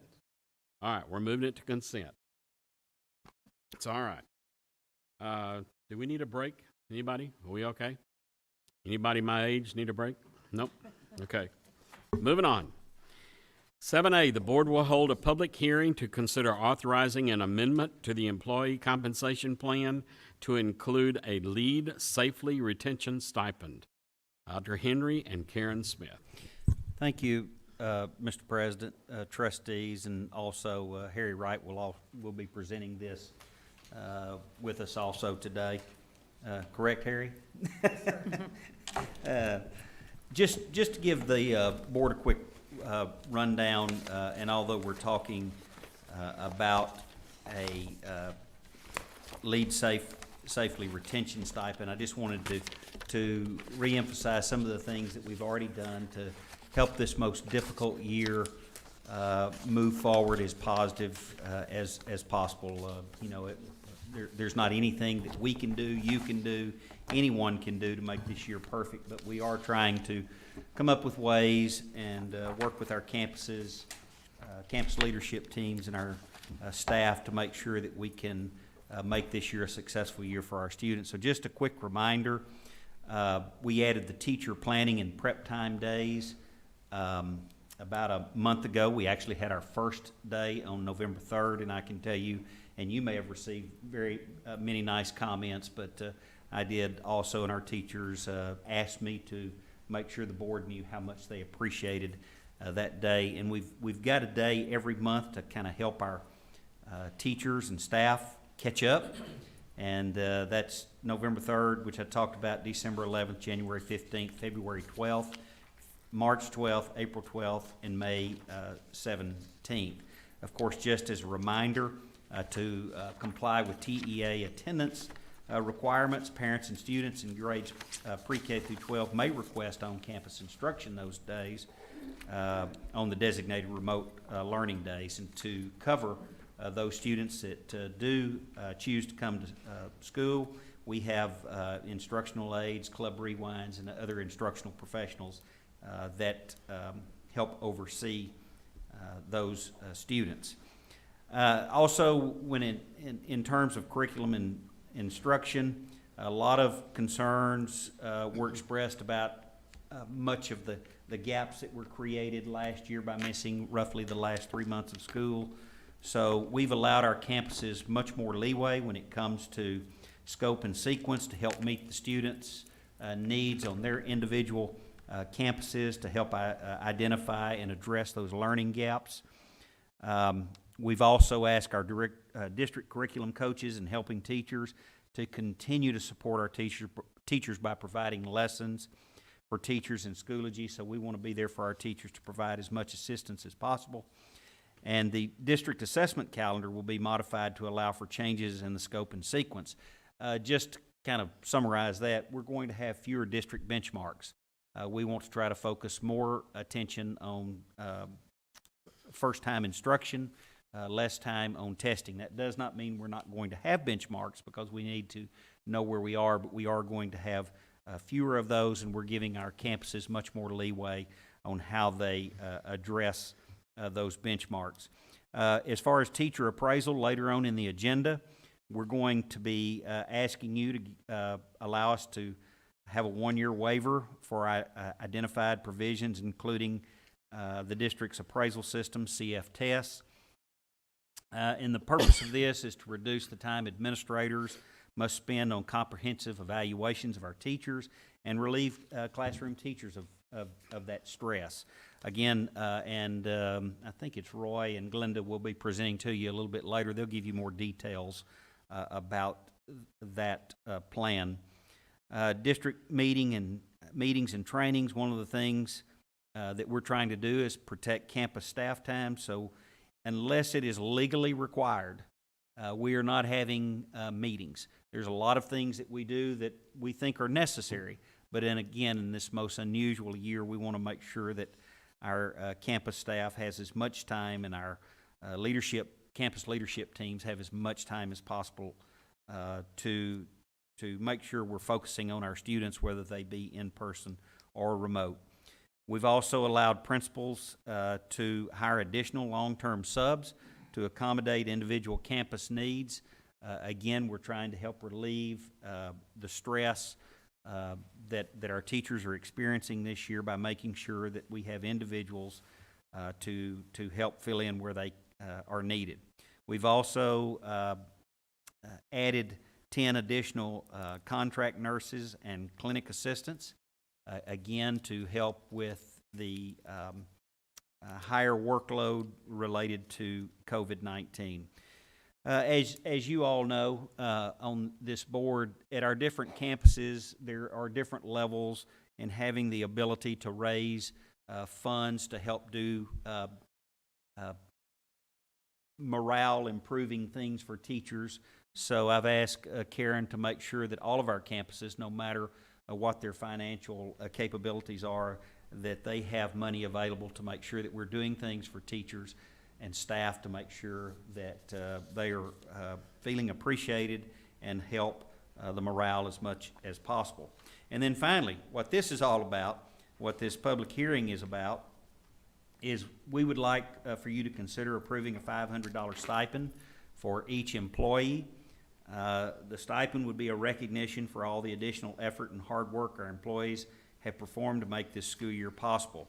Now, I understand it's not enough, but it is an effort to say thank you from, I think, the administration and the board of this district, that we know that you've gone above and beyond, and we think it's at least, along with all the other things that I mentioned, a small way that we can say thank you for all of the additional difficult work that you've done. You know, when I came to Cypher ISD, one of the things that I had to get used to was you can have a relatively small financial number, but when you multiply it by over 16,000 employees, it becomes a really big number.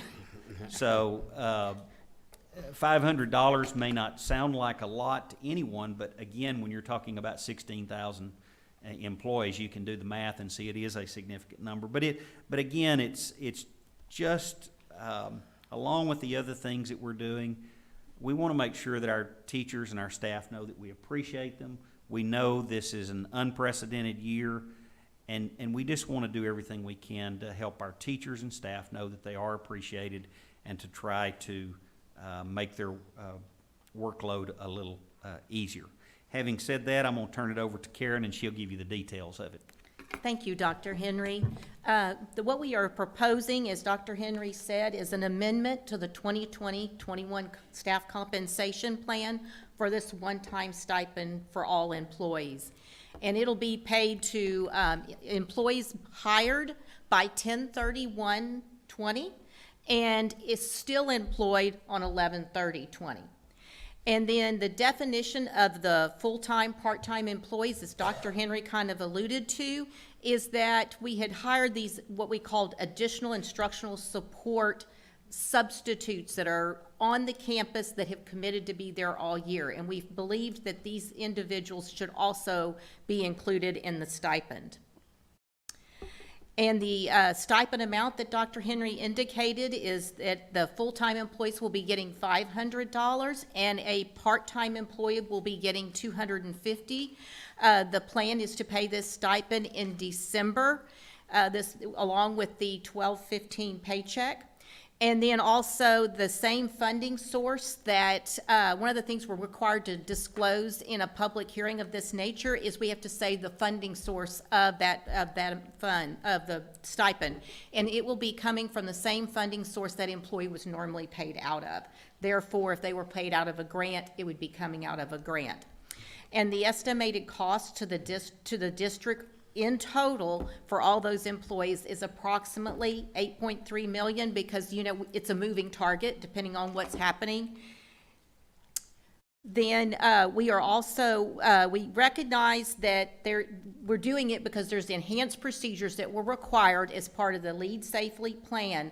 But also in addition, it's to recognize the employees, how hard they're working, look at them, recognize that there's, for morale, that this is important, and what has been required of them. And we are proposing the retention stipend to address not only morale, but also retention. And I'll turn it over to Harry, where he's going to quickly discuss the public purpose associated with this stipend. Yes, the last piece of this presentation we'd like to discuss is that this particular stipend serves a public purpose in that it's going to assist the district in retaining staff for the remainder of the school year, and this would include additional instructional support staff. And it also serves a public purpose in the sense that it's going to improve staff morale, which will, of course, improve our retention in subsequent school years. And we believe that both of these goals serve a public purpose for the district and will help us meet our legal requirements for amending a staff compensation plan as required under both board policy and the Texas Local Government Code. Now we're open to any questions that you may have. Ms. Heineman?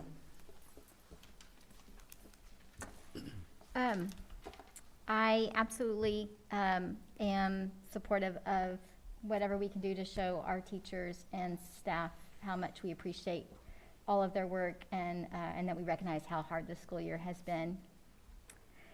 That's my only comment right now. All right. Dr. Ogletree?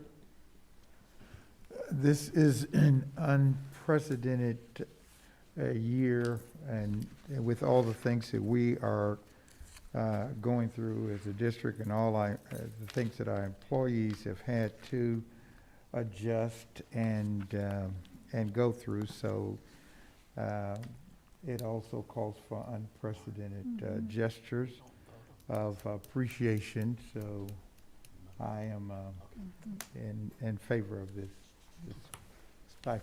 Thanks, Dr. Old. Ms. Blackshear? Being hung up here. I'm in total agreement with this. You know, since the school year began and we saw all the challenges that it was presenting to our staff, to our teachers, to our nurses, and the many other employees of our district, including people within this building. I look back how hard technology has worked at getting laptops out, and our food nutrition department, how they have worked hard since this pandemic began, feeding our students and our families. And I love that we're able to do something. I will tell you, I wish that we could do more, and I talked with Dr. Henry and even asked the question, could we possibly do a little bit more? But when I heard $8.3 million just for this, I realized quickly that that was what we could afford to do. And I hope that our staff will recognize that it is an appreciation and a good faith effort on our part to recognize all their hard work and challenges of this school year, and to know that we totally support them. Thank you. Ms. Jackson?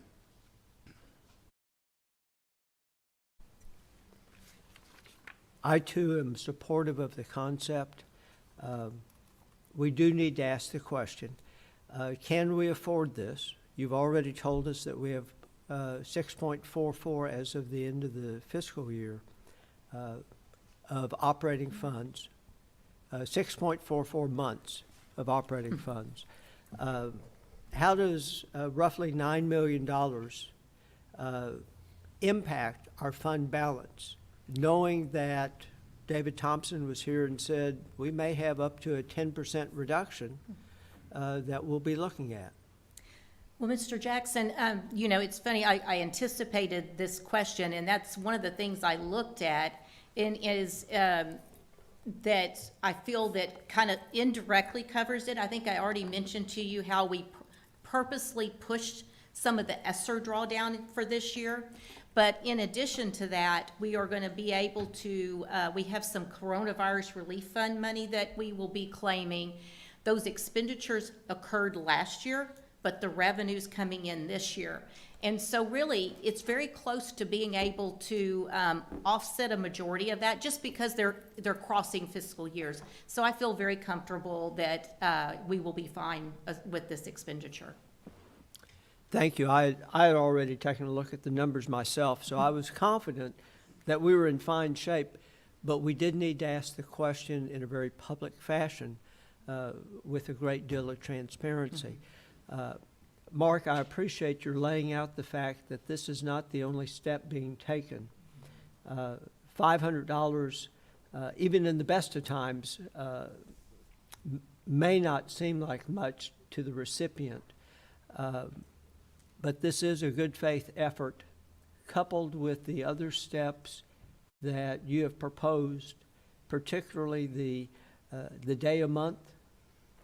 Tremendous positive impact, even though everybody was still working perhaps as hard as they were before, but somehow in the manner that it was received, I have been told the stress level was dissipated not just for that day, but longer than that.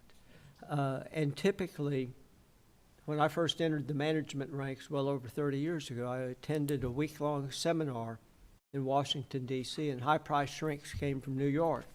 And one of the things they told us is do not believe you can motivate people with money, because it doesn't happen. As soon as the money comes in, the benefit of that being there in terms of motivation is dissipated literally within days, if not hours. But I think your point of identifying that this is not the only step being taken, I expect that teachers and staff will understand that this is part of the overall package, and it is part of that which we can do. So thank you for the idea, and thank you for the presentation. I look forward to voting on this. Thank you, Tom. Karen and Dr. Henry, I really am very appreciative of what you're doing here and the moves that you have made. And I know there's been a concern on the board and certainly about the morale throughout our district, and I am very pleased that you are addressing those situations. Even though I know in my heart you were addressing them way back when, I know that we have evolved to this point. Now, one of the things I thought was so impressive was, and even though I have a lot of belief in our teachers and what a great job they're doing, I also know that we are a team, and the team runs all the way from the top to the bottom, and that you're doing this and including our support staff, and that they're getting this too. I was very tickled with this, so thank y'all very much for the suggestion. Thank you for making it work, and I too look forward to voting for this. Next up, we have board will hold a public hearing to review and solicit public comment on targeted improvement plans of Bain Elementary School and Francone Elementary School. The infamous Dr. Linda Macias, Dr. Ashley Claiborne, and Dr. Tanya Corey. Please come forward.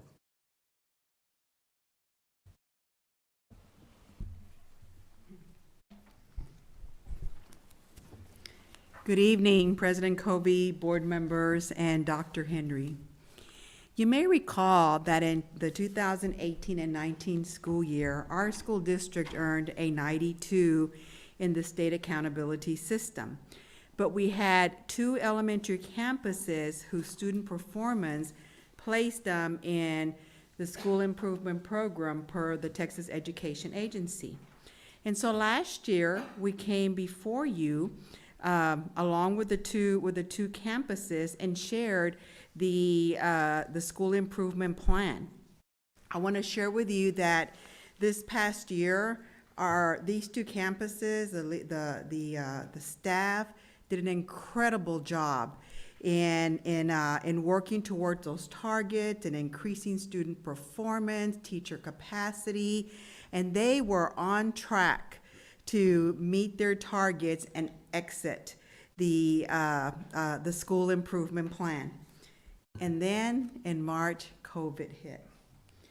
And so you all know what happened then. The state testing and the accountability system was waived, but the status in the school improvement program for campuses was not.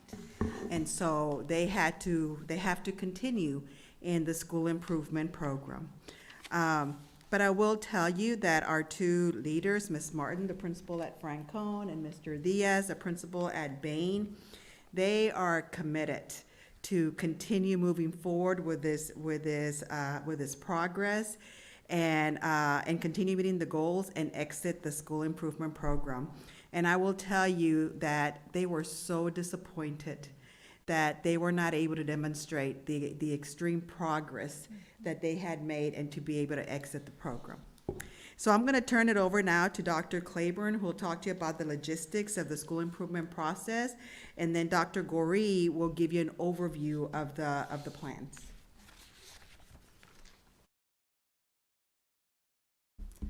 We'll begin tonight by taking a look back. In the 2018-19 accountability system, Bain Elementary received an overall D rating, and Francone Elementary received an overall C rating, but a D rating in domains 1 and 3 of the system. Based on these ratings, the campuses were required to submit a targeted improvement plan to the board for approval, and this was done in November of 2019. The campuses were responsible for implementing the plan and evaluating it 3 times during the school year. Then, in the spring of 2020, the campuses would administer the STAR, meet their set targets, improve their accountability rating, and exit school improvement. That's what was supposed to happen. So during the 1920 school year, Bain and Francone implemented their improvement plans with fidelity. They evaluated student progress using locally developed assessments, and as Dr. Macias said, they were on target to meet the standards that they had set for themselves. And then, as we all know, COVID-19 began in the spring of 2020. On March the 16th of 2020, Governor Abbott waived STAR testing for the 1920 school year in an effort to allow superintendents the opportunity to continue to prioritize the health and safety of students, faculty, and their family.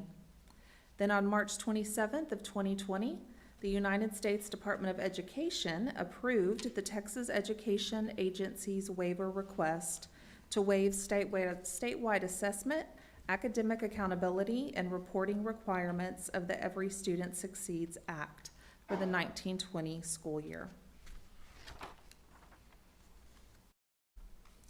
As a result, all districts and campuses in Texas were given the rating of not rated declared state of disaster. Furthermore, a requirement of the federal waiver was that states continue all school improvement requirements into the 2020-21 school year. Therefore, Bain and Francone, who never had the opportunity to exit school improvement, had to complete the following requirements again this year. Complete a TEA-prescribed needs assessment tool, develop a TEA-prescribed targeted improvement plan, hold a campus-level public meeting for stakeholders to review the plan and provide feedback.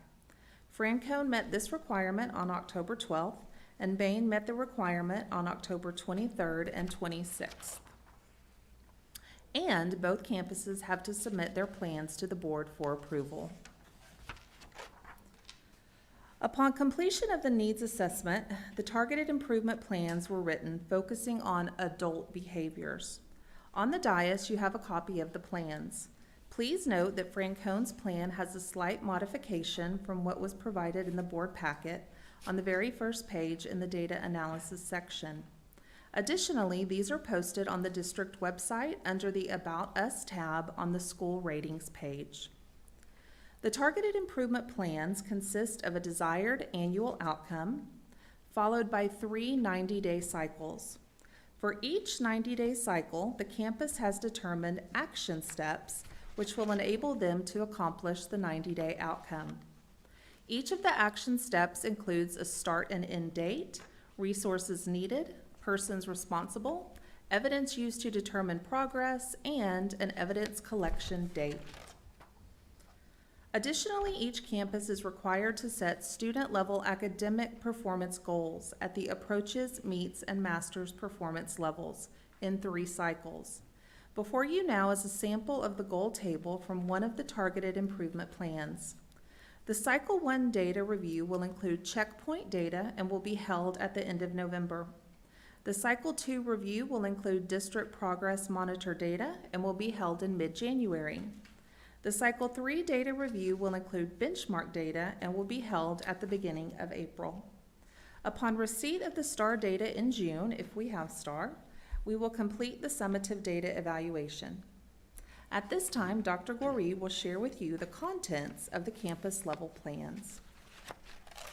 For the 2020-21 school year, Bain Elementary has the following targets related to state accountability ratings: an overall rating of 84, a student achievement domain rating of 76, a school progress domain rating of 85, and a closing the gaps rating of 80. To reach those targets, Bain has 3 prioritized focused areas. Bain's first prioritized focus area is develop campus instructional leaders with clear roles and responsibilities. Bain's desired annual outcome for this prioritized focused area is to strengthen instructional leadership by improving the focus on quality first-time instruction. The first desired 90-day outcome is to improve administrative team coaching capacity as it relates to participation in weekly team planning, resulting in improved student outcomes. The second desired 90-day outcome, stronger instructional coaching of teachers to provide systematic improvement of first-time instruction. The third desired 90-day outcome, improved first instruction as a result of effective coaching and instructional leadership. Bain's second prioritized focus area is objective-driven daily lesson plans with formative assessments. The desired annual outcome for this focus area is as follows: create instructional plans that truly address the academic needs of students and provide multiple opportunities for academic and social growth. The first desired 90-day outcome is expectations for lesson plans are outlined and modeled during weekly planning and implemented to reflect the campus expectations. The second desired 90-day outcome, instructional leaders will maximize planning sessions, resulting in the production of more rigorous lesson plans. And the third 90-day desired outcome, effective, productive planning sessions lead to rigorous and relevant instructional delivery. Bain's final prioritized focused area is data-driven instruction. The desired outcome for this area is proficient data analysis and identification of areas of improvement. The first desired 90-day outcome, expectations for data review and use during planning are outlined, modeled, and implemented. The second desired 90-day outcome, increased data analysis abilities will result in improved fluency and data-driven decisions. And the final desired 90-day outcome, ongoing data analysis leads to targeted instruction and interventions, increasing student academic achievement. For the 2020-21 school year, Francone Elementary has the following targets related to state accountability ratings: an overall rating of 82, a student achievement domain rating of 75, a school progress domain rating of 83, and a closing the gaps domain rating of 78. To accomplish these targets, Franklin has one prioritized focus area: objective-driven daily lesson plans with formative assessments. The desired annual outcome for this focus area is modeling during collaborative planning and integration of formative assessments. The first desired 90-day outcome is as follows. Lesson plans demonstrate improved alignment of objectives, instruction, and formative assessment, and are reflective of conversations and modeling opportunities during planning. The second desired 90-day outcome, lesson plans demonstrate alignment of objectives, instruction, and assessment, and are differentiated for our CFISD Connect learners.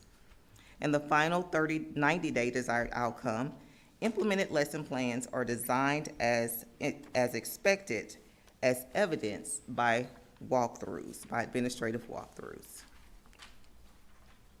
The district is providing several layers of support for both Bain and Franklin.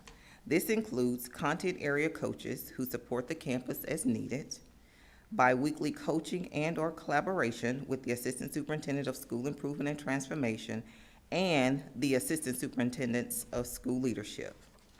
Also, both campuses are part of the CFISD Monitor School process, through which they receive a wide variety of support in various instructional areas. Progress is continuously monitored for both schools, and ongoing support is provided specifically to the needs of each campus. This concludes our presentation for the evening, and at this time, we will be happy to answer any questions you may have. Mr. Jackson, you're up.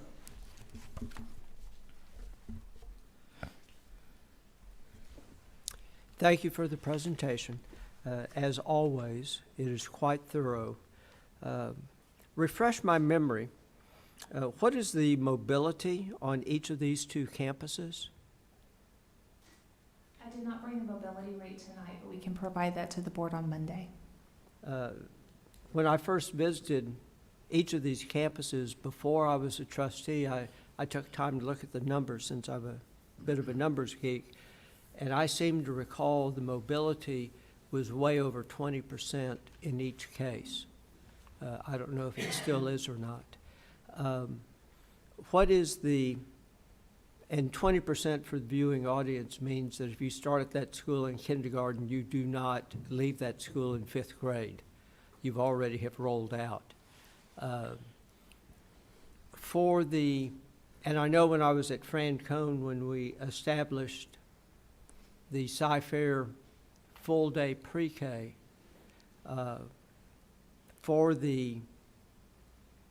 with the mobility rate of all of the entire cohort that started as kindergarten students, only 5 were still there in 5th grade. I don't see that anything in either of these two plans addresses the very aggressive mobility rates that we have at the two campuses. The other question I have is, what percentage at each campus do we have in-person versus remote learning? For Franklin Elementary, the Connect learners, it's 45%, face-to-face 54%. For Bain Elementary, Connect 37.53%, and face-to-face 63%. And Mr. Jackson, just to address a little bit about your statement regarding mobility, because you're right, it's a very valid point. I'm going to ask Dr. Gorey to share just a little bit about our reading transition specialists and what their role is at these campuses. There are select campuses who are part of the Monitor School process that receive support from a reading transition specialist. That position was created specifically to address the need of high mobility rates. We understand that there's research out there that says that students, and this is really expected, that students who have a high transient level move from campus to campus.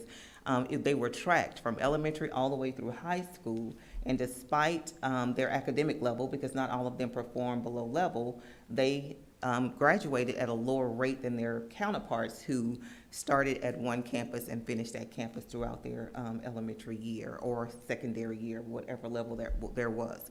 So we hired reading transition specialists to support these students in reading, knowing that if we can capture those gaps in reading, it will take care of some of those other academic gaps that may exist. So both Bain and Franklin have a reading transition specialist, which is a district position housed on their campus for the entire year.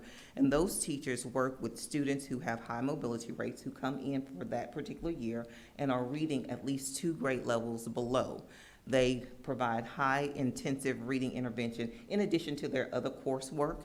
That's an additional supplement to try to help close that gap for those students. Excellent. And is that information contained in these reports that we approve? That information is not contained in the reports. We can add them into the improvement plans. You know, I would like that. That to me seems to be a critical part of your strategy, and particularly in the COVID environment itself. I remain concerned that we have technology challenges, and I don't know how quickly that's going to be addressed, since the entire world has a technology infrastructure challenge. But you have addressed the mobility, and with that being in the report, I'm far more supportive of it. I do remember everything you tried to teach me when I went to your campus, when you were on campus. I tried to pay attention to almost everything that you told me.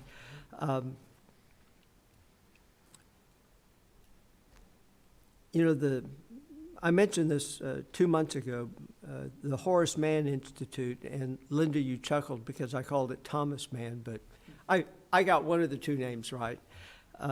Identified that in periods of trauma, academic attainment goes down. When I went through this, I did not see anything special. And right now, all of our students are experiencing trauma.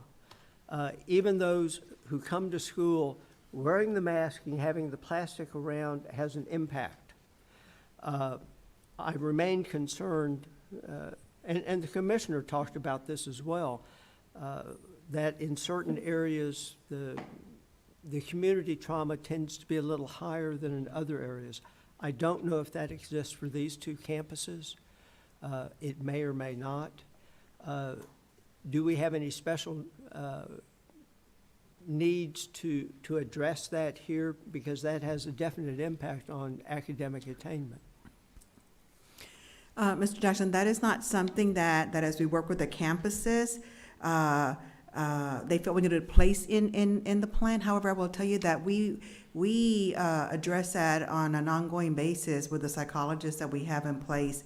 We provide a lot of training for our teachers at the beginning of the year, and we can continue to do that as well. Very good. Thank you, ladies. Ms. Blanchard. Okay, just to make sure I understand, it appears from what I see that for the assessment types that we're doing, relying on DPMs and benchmarks. So if the state does waive STAR for the spring semester, that will have no impact on this? So at this time, being able to complete it, because Yes, ma'am. I feel bad. They've worked hard all last year, and then the last 3 months of school, and now they're starting all over. So if STAR is waived, is that going to have any impact on these plans?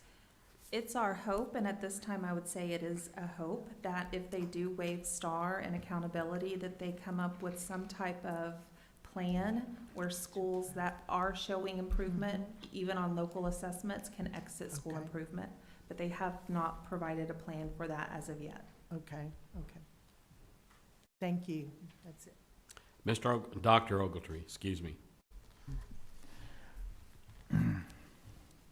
What are the demographic breakdowns of Bain and Franklin at this time? We did not bring the demographic data with us, but we can provide that on Monday along with the mobility rates. Along with the socioeconomic, Yes, sir. You'll That bring will be that. included. this is for the school year 18-19, right? That is correct. The data were based on the 18-19 school year. What was the grade in the 17-18 school year? In 17-18, the campus ratings were met standard. Okay. Dr. Gorey, when did you leave Franklin? What school year was your last school year there at Franklin? 17-18. 17, 18? All right. And would you also bring the demographic breakdown for the year 17-18? Yes, sir. This connect, what the 45% at Franconia, 30, was it 37 at Bain? Is that connect? 37% at Bain and 45% at Franconia, yes, sir. For these two schools is the connect operation the same as it is at all of our other elementary schools? When you say the connect operation, are you talking about the instruction that's happening to Yes, our well, virtual students? Yes, that the teacher is spending part-time with connect and part-time in-person instruction. I'm gonna ask the two principals if you'll come up and share how you have your connect and your face-to-face students.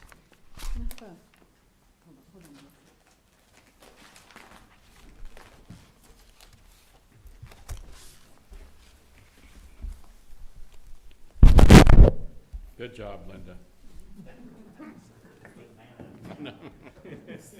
Thank you. Good evening, everyone.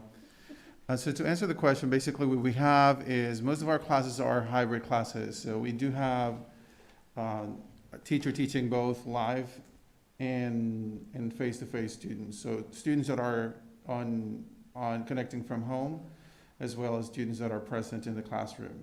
That is the vast majority of our classrooms in 3rd, 4th, and 5th grade.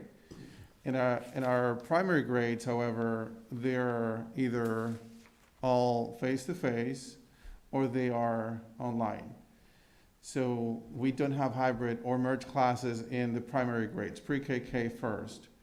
In classes, as we go into the second the marking period 2, however, with a number of 37% of students, only students connecting from home, we will have some classes in primary grades that are going into hybrid models, meaning we will have students that are face-to-face and students that are connecting from home in the same classroom. Okay.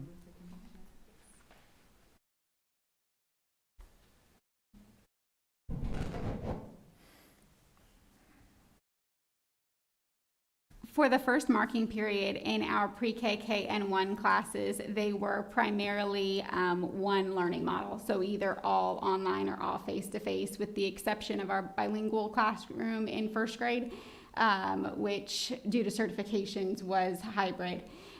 Moving into the next marking period for those primary grades, there are 2 kindergarten classes that will become hybrid.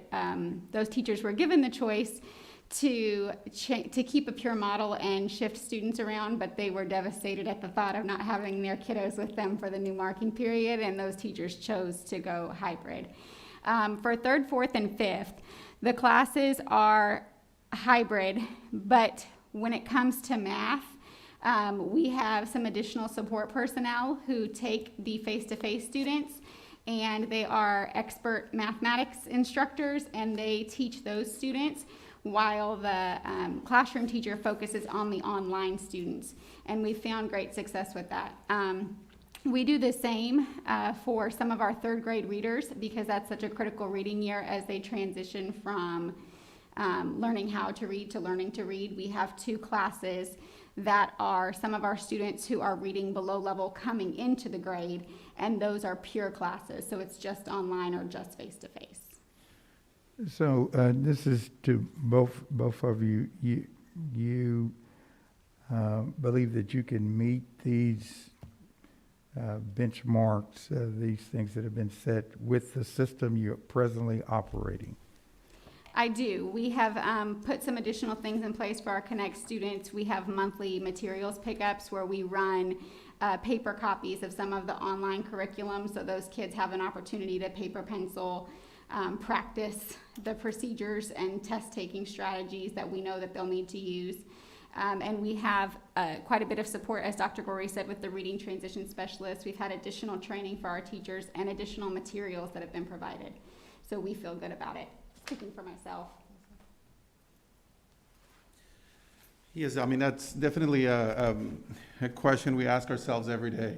With all the challenges that we're facing, but definitely where our teachers are working hard and there's a lot of focus on first instruction. We are in the classrooms monitoring. There is no, we have a plan that we're following as you reviewed, and we are following it, and that's our goal. And so we do believe that if we continue, just like Ms. Martin shared, we have packets are being picked up. We have opportunities for our families to come and get support with technology. That happens quite often. They come on campus and we assist them to make sure that they are connecting for those that are not face-to-face. So a lot of work is being done, and we are on target to perform if that's what we need to do this year. Okay. Dr. Macias, when plans like these are being formulated, Dr. Gorey, whoever can answer this, how much input does the principal have in the plan? Dr. Good, go ahead.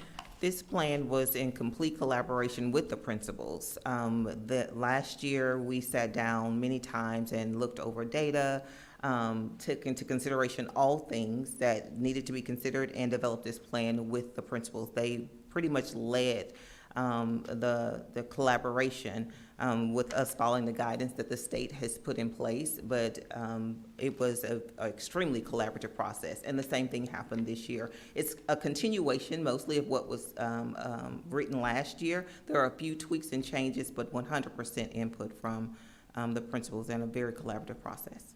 Good. This is their plan. Good. Now, let me ask you this too. Prior to 1819, have we had other elementary schools that received a overall D rating? No, sir, we had not. And so it didn't take place in year 17, 18, the school year of 16, 17? And when did the new accountability system? So the 18-19 was the first year of the A through F ratings. In the past, the prior years before that, the ratings were either met standard or improvement required, and all of our campuses met standard. Before that, we had exemplary, recognized, acceptable, unacceptable, and we never had any elementary campuses or any campuses that were unacceptable. So not, post-elementary was never on any? No, they were not.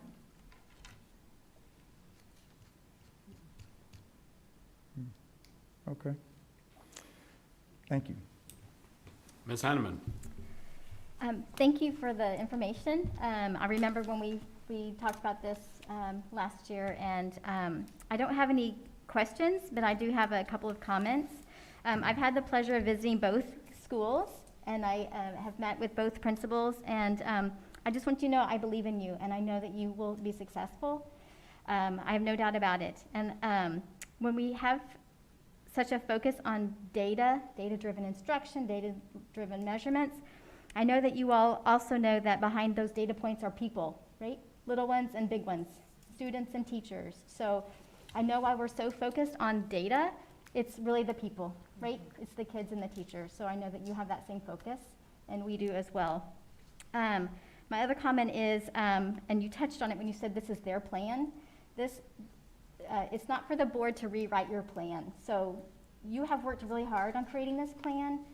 We're gonna trust you, and we have faith in you. So we're here to support you, not to change the way, you're the experts on this. We're not us. And then finally, I have to believe that with all this increased investment in staff and in processes and in the system, that the progress will continue. I mean, you're going to meet your goals, and then you're just going to keep going.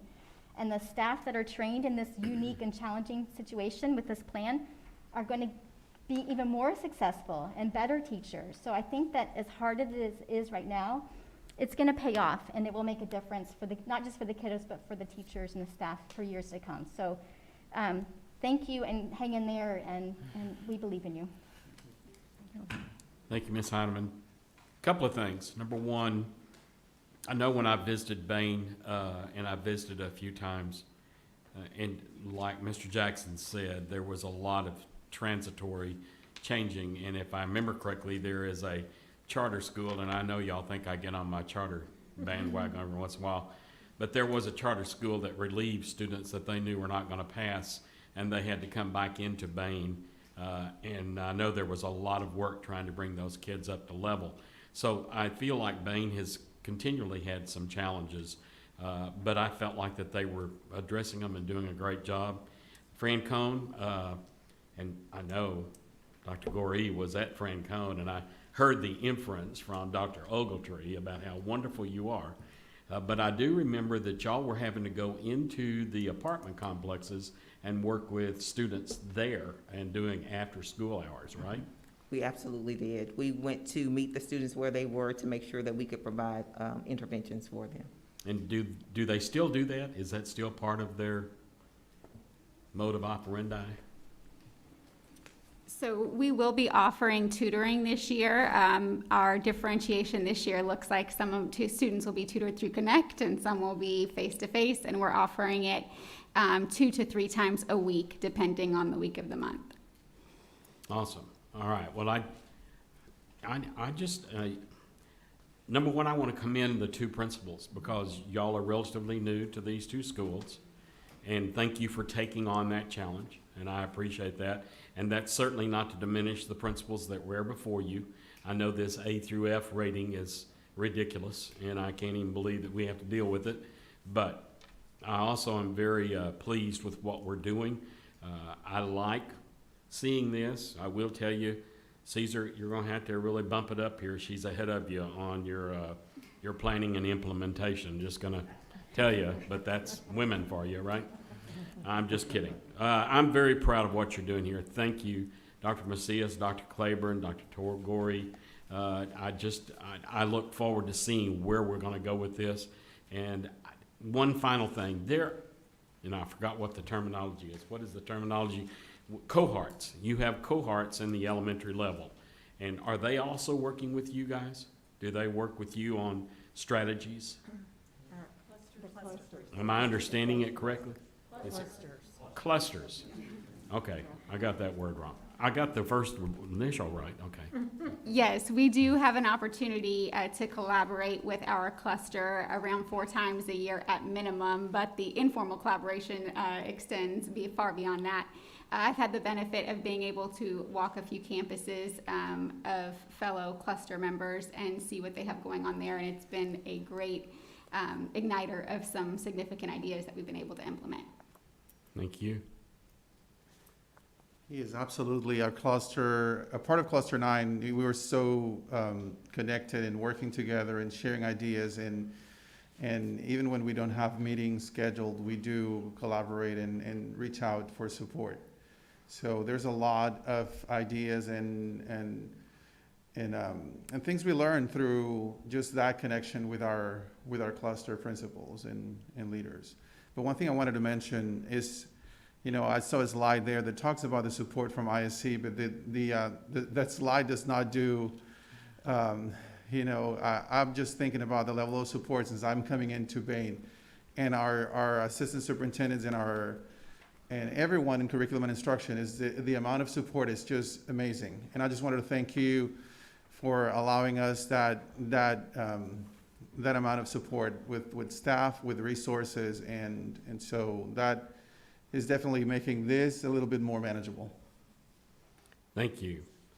Dr. Macias, do we still do vertical planning? Are we still doing that? Yes, we Okay. do. I love that idea. Thank you. Thank y'all for coming. Thank you for the report. Appreciate y'all being here. Wish you all the best. I look forward to visiting. So thank you. Oh, I'm sorry. Dr. Jackson, take it. You know, with John on the board and everybody else, I think you had to have a PhD to be able to enter in the conversation.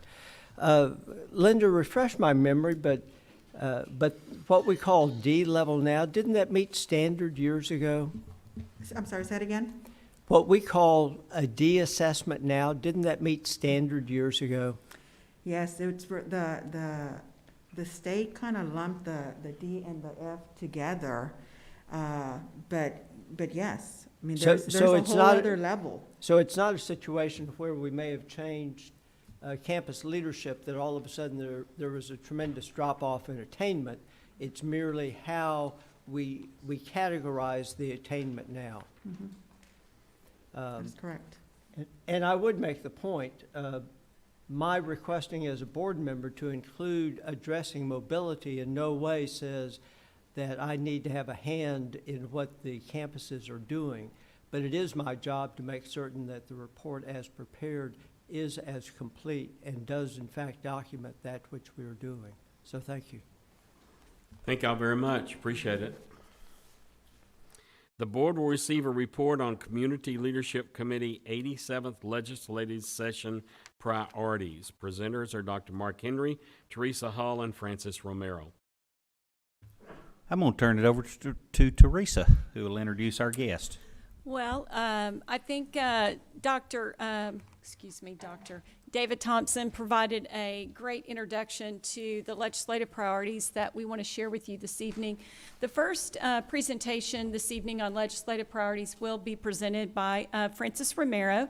Francis is our vice chair of the Community Leadership Committee, and Francis has been a very active volunteer and leader in our community and school district for many, many years. I think she kind of began all of her volunteer time through our Partners in Education program, working with Pam Scott, actually served, I think, on our executive board for the VIPS program.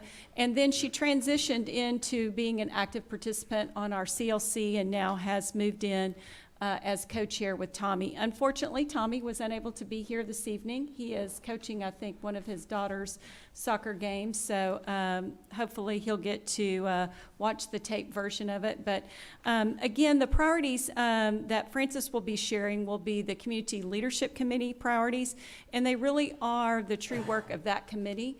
They are the areas that they feel are important and that they want to focus on. Absolutely relied on some input or just some, technical background information from the administration, but these are truly priorities that this committee has developed and are bringing forward to share with you this evening.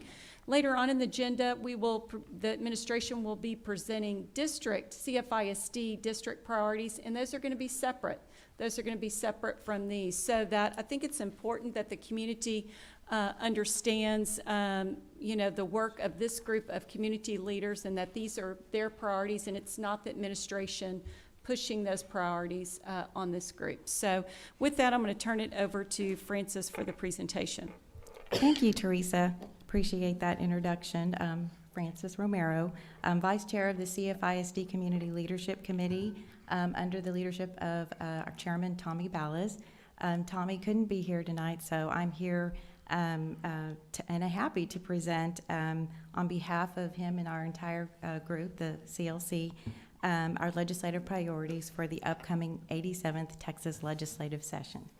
Before I begin, I would like to briefly mention for those who may not know about the Community Leadership Committee that we are a volunteer group of parents, business people, retirees, faith-based, and community members who believe that having a strong, independent school district is important to the economic well-being of the Cypress-Fairbanks community.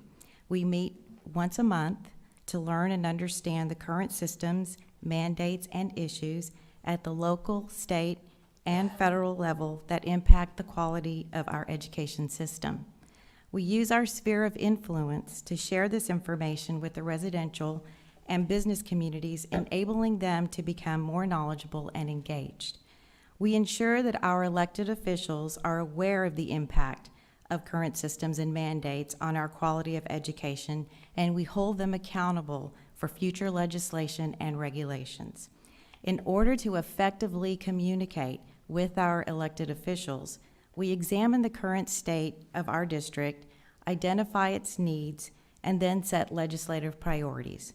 These priorities, which I'm about to present to you today, will serve as our advocacy roadmap as we head into the next legislative session.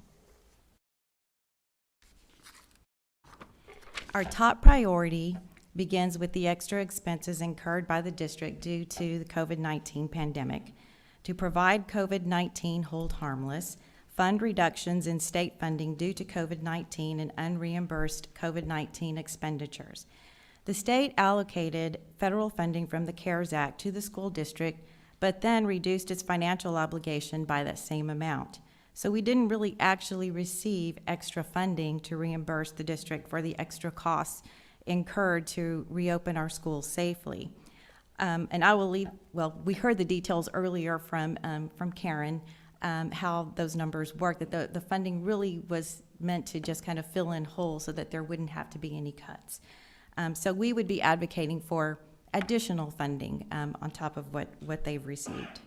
The second point under this priority is to waive accountability requirements for the 2020-21 academic school year.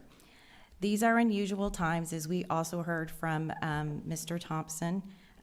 Not a good year to measure accountability, for our schools and our districts.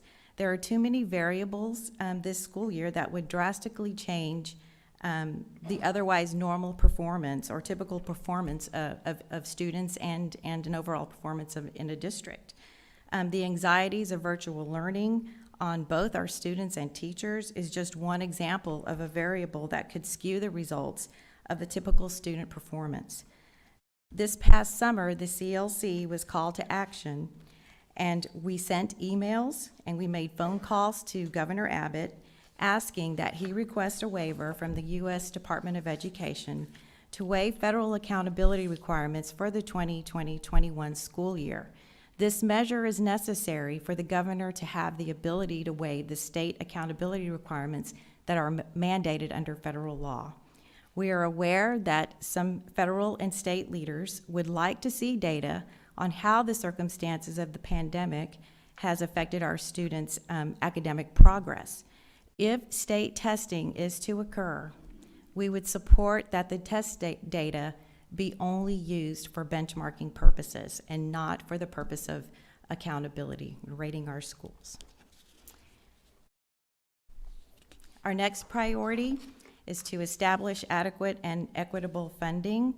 And this particular priority really focuses on the accomplishments that were made last session with the passage of House Bill 3 and the additional funding that our school districts received. As Mr. Thompson mentioned earlier, we don't want to go backward. There were such great accomplishments made in the area of school funding, starting with the increase of the basic allotment. And so we want to see that continue to go forward. And we know it's going to be a really tight year in terms of money, but we're really going to be advocating as hard as we can as parents and all the different stakeholders in this community to our legislators to try to keep the funding going for House Bill 3. The second bullet point states to increase the state funding formula to 50 state, 50 local. We're almost there, but not quite. Our local taxes are still carrying over 50%, so that's something that we will ask. We know that, again, we recognize the uncertainties of what the state budget is going to look like, but it doesn't hurt to ask. The third bullet is to adjust the basic allotment to parallel increased inflationary costs. And this is something that has never really been taken into account by the legislature until last session. But I don't think that House Bill 3, and Karen could probably answer that more accurately, but I don't think that inflation is considered as something that would be a constant as the cost of education increases per child every year. So our districts really need to get that financial assistance to keep up with that. The last bullet point, oppose diverting funds to private and charter schools through vouchers, savings accounts, scholarships, credits, et cetera, or other non-education expenses. As the Community Leadership Committee of parents and business owners and community members, we've been pretty firm on this particular stance that public funds need to stay in public schools.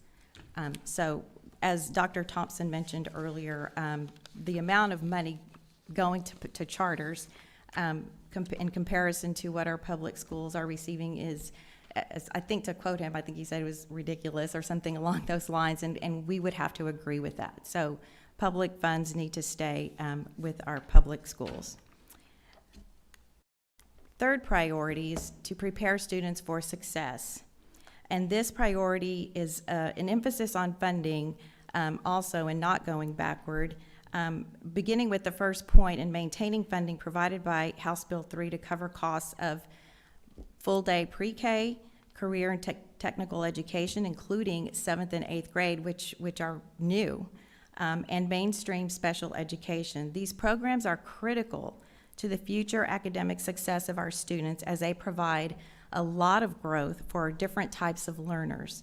Looking at this from a long-term perspective, full-day pre-K could be the key to closing the achievement gap over time, that particular component alone. So we think that that's extremely important.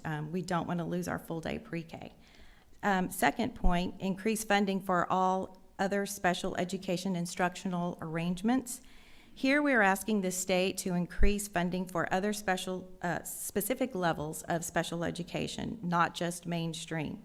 Additional resources and services are needed for the more severe disabilities, and that requires more money.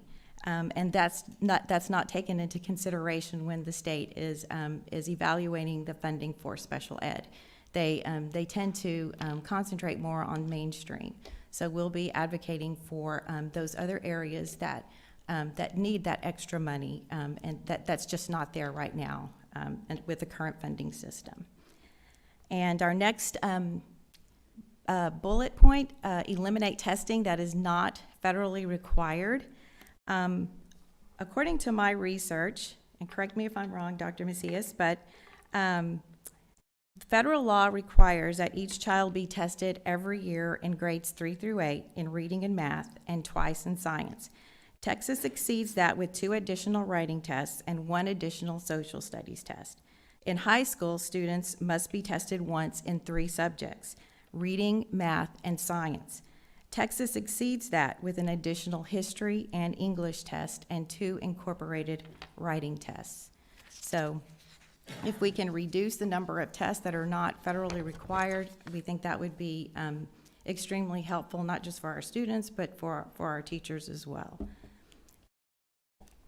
The next bullet point, replace STAR with meaningful, nationally normed student assessments that gauge student learning without high stakes for students. High stakes being the key term in this particular point. The high stakes associated with standardized tests should be removed from our students.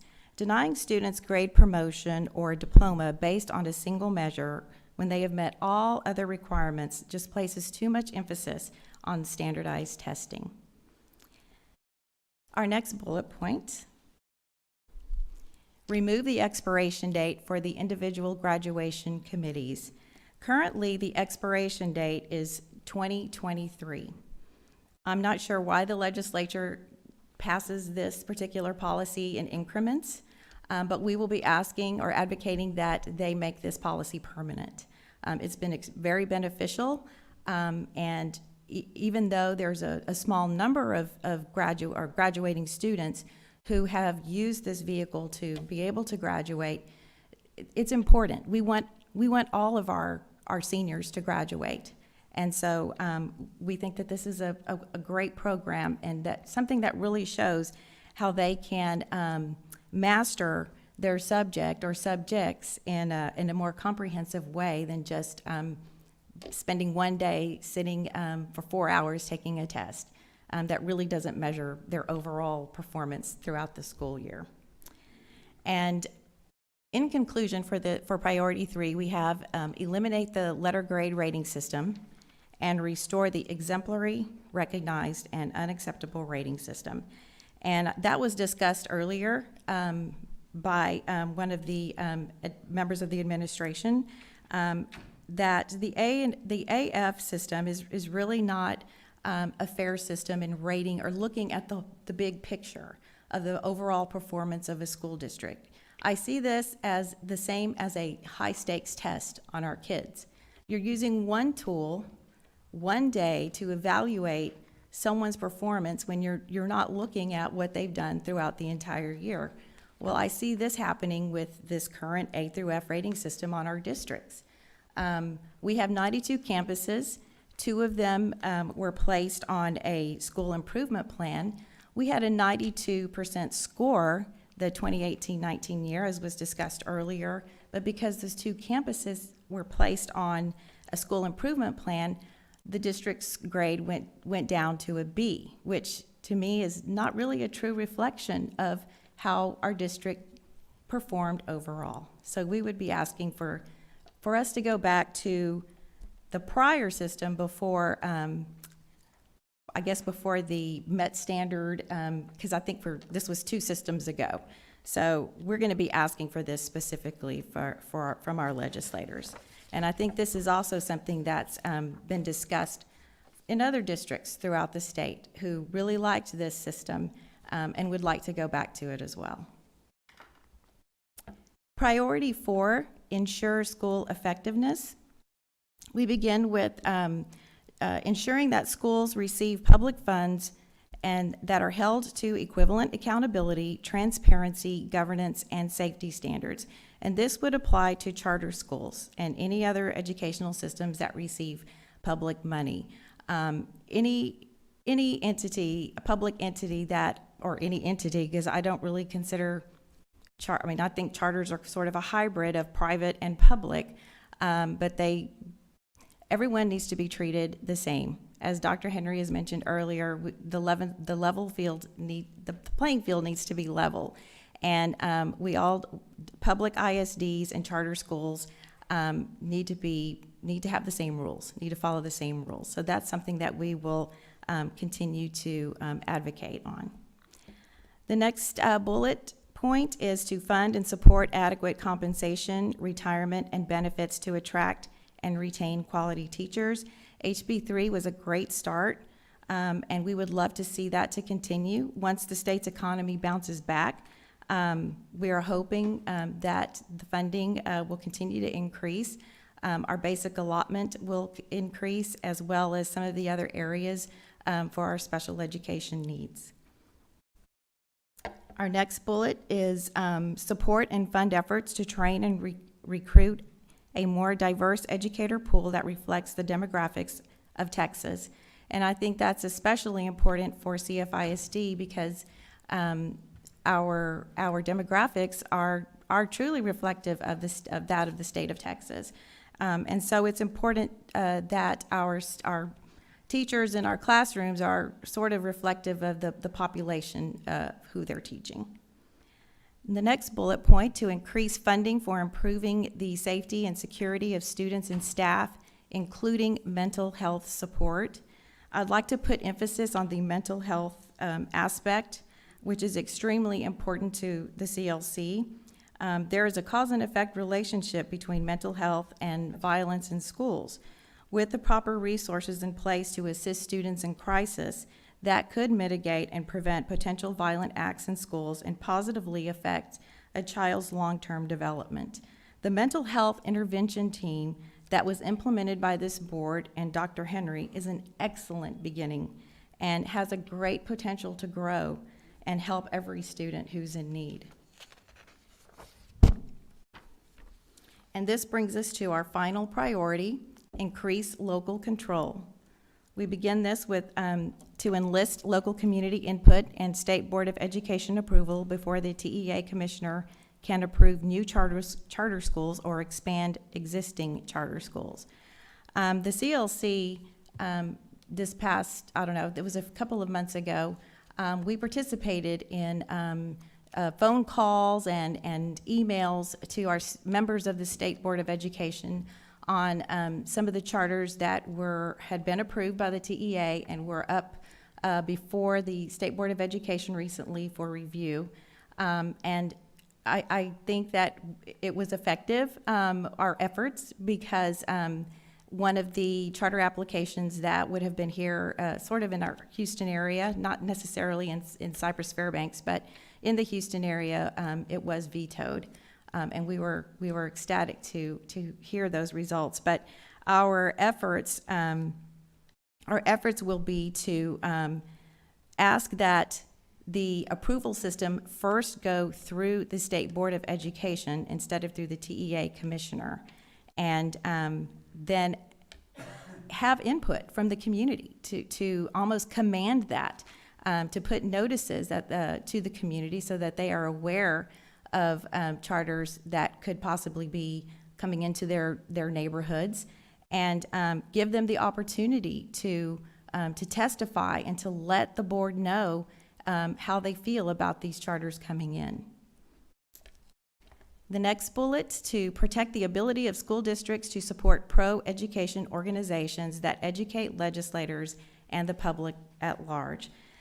We think it's important for school districts to be able to advocate for their employees and their students through these pro-education organizations, and they get extra perks, training, and they get extra additional support in terms of getting updates from the legislature and really understanding some of the policies that are up for vote. And you know, if we didn't have, if our school boards did not have those resources from those organizations, you would have to be paying, you know, out of your own resources to hire someone to be able to carry out those functions. So we will be advocating that our school districts be able to support those organizations and be a part of them.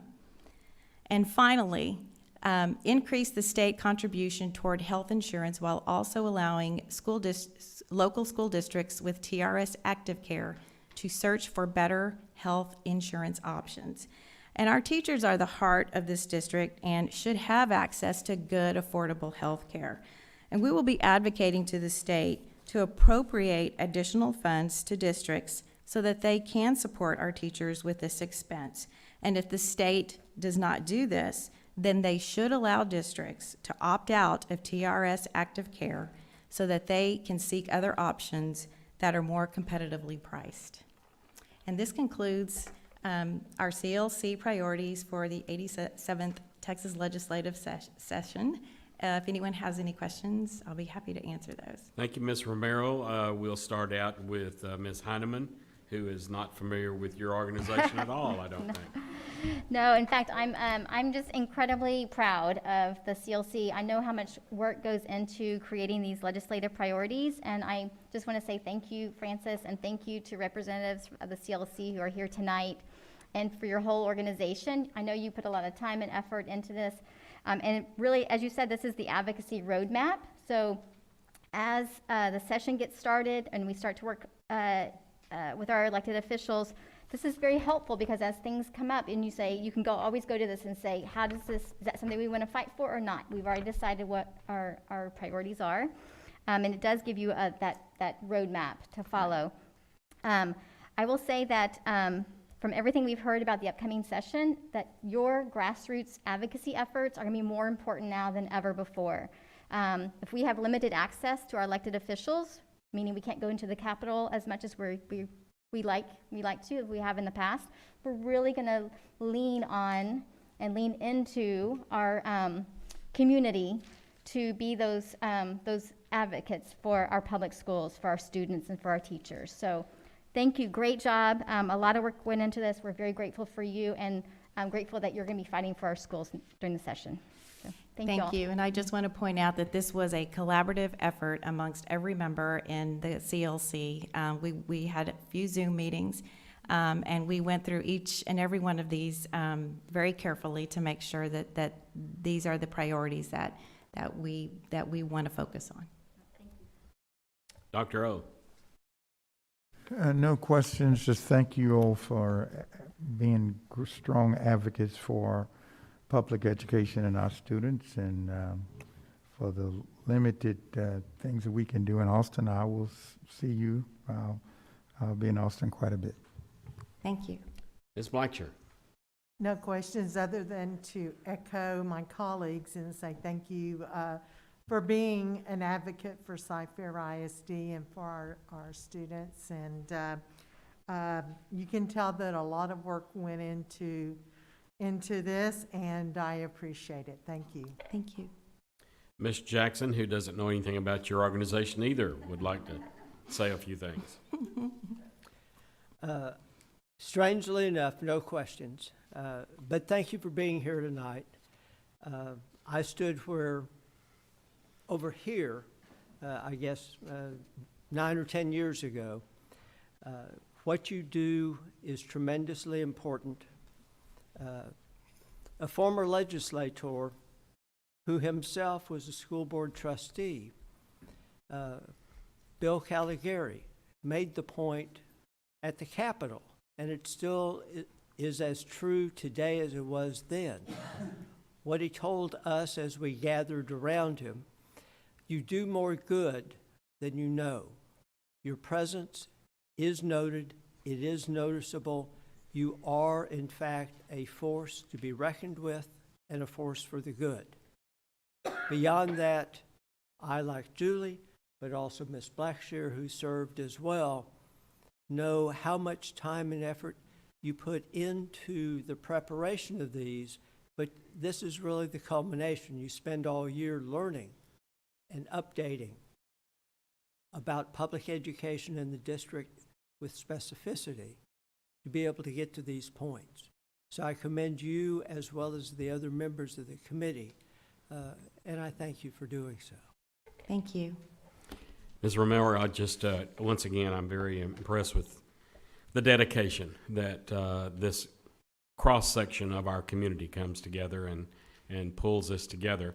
I brought with me tonight, because I had gotten, I guess, a preliminary, what your bullet points were going to be, and Ms. Heineman and I both served on a delegate assembly that we recently had through TASB, which was all Zoom for the most part. But I brought their agenda, their resolutions, and they have basically a formal resolution, and then there were 50 additional resolutions coming from districts all over the state of Texas. So I brought that for you to have, and it's a good thing to refer to, because you will find that y'all are referencing, and you are pretty much doing exactly, maybe not exactly the same terminology, but everything that you cover, they're covering, and that's a good thing to know, that you're not alone, that there are districts out there across the state that are feeling the same way. I will tell you what I was told a long time ago: put your elevator speech together, because when you go in and visit with the legislatures, you are not going to be able to go over all of these points.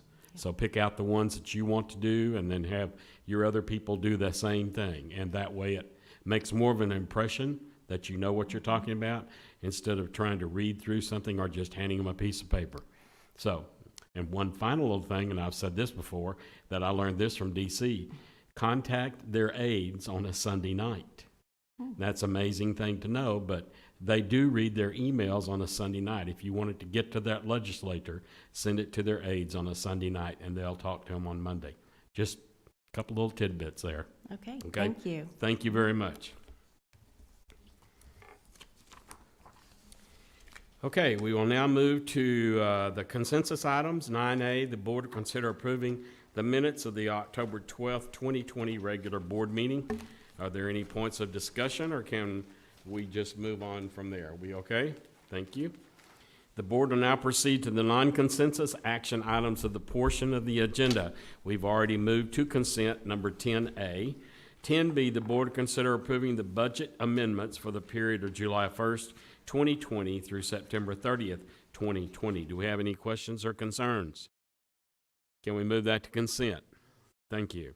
10C, the board consider adopting legislative priorities for the 87th legislative session. That's what we just went over, right? No, this is. I'm sorry. Oh, this is ours. Yeah. Excuse me. All right. Presentation by Dr. Henry, Teresa Hull, Karen Smith.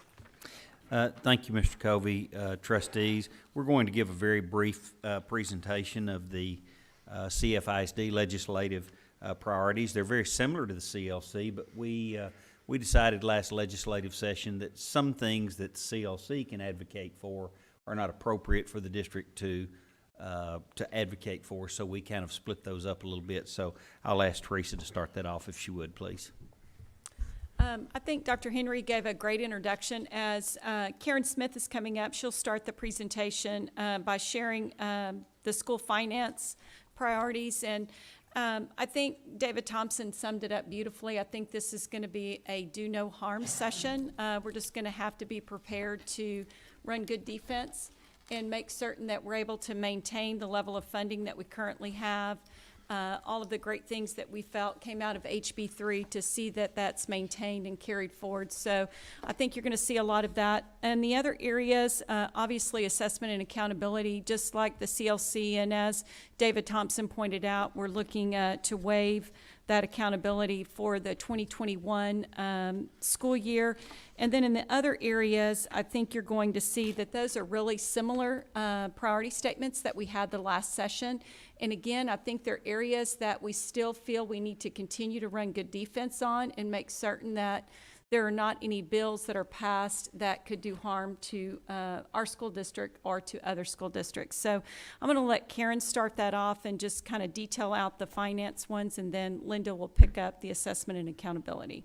And before Karen talks, I just want to add one little short statement. I really am proud of our legislative delegation, whether they be Republican or Democrat. They're always very complimentary and work with Cypher ISD, and I really think they do everything possible they can to help us achieve our goals. So I appreciate all of our legislative delegation. Thank you, Dr. Henry and Teresa. First priority that we'll be discussing is over school finance. And as you heard David Thompson mention, one of the keys is to maintain the level of funding provided by HB3 and prioritize the maintenance of a stable, predictable funding formula. And as you well know, in the 86th legislative session, we had concerns about HB3, and so we're just asking that they make sure that they maintain that funding despite the fact that of tax compression that we were so concerned about. As that happens, more state aid funding has to be provided. Also, identify additional state revenue sources and dedicate those solely to public funding. Also, increase the basic allotment each biennium to parallel increased inflationary cost. And the best method of doing this would be through the Consumer Price Index. And also increase the funding for all other special education instructional arrangements. Francis so well explained how this basically works, but to add funding towards the other arrangements that were not covered in House Bill 3. Also funding the local cost of state mandated programs. Some examples of these would be special education cameras, safety and security, districts' contributions towards TRS, such as the statutory minimum, as well as mental health support. Also, another item that is, we're recommending is to provide the greater funding for facilities. What that is that's the instructional facilities allotment and the existing debt allotment. Currently, it is reduced, the funding is actually reduced as the district's property wealth per student becomes greater.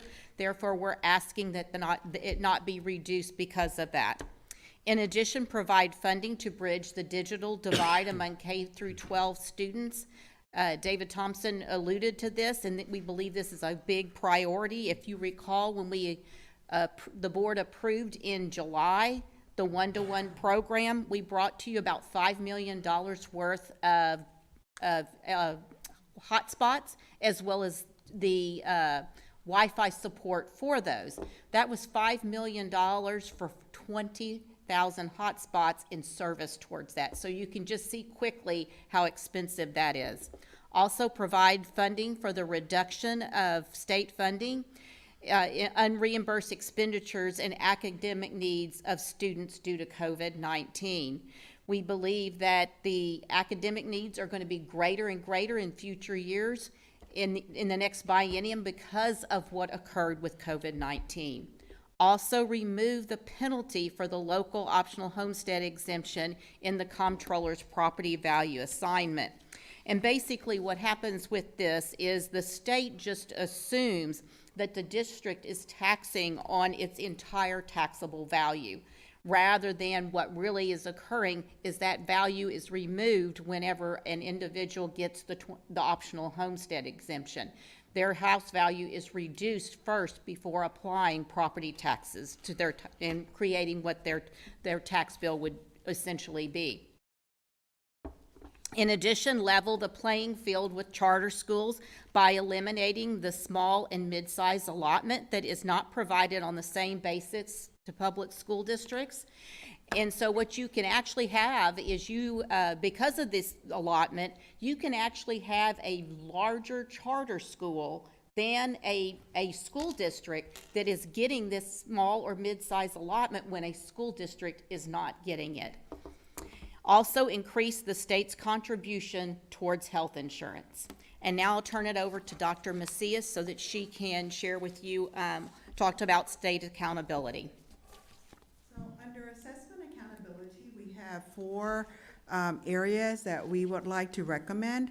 The first one, David Thompson actually spoke about, and that is to waive the accountability A to F rating system for the 2020-21 school year. We all know we're in the middle of a pandemic. There are many challenges that our students are facing, many gaps in their instruction and their education, and we believe that this needs to be waived for the 2021 school year.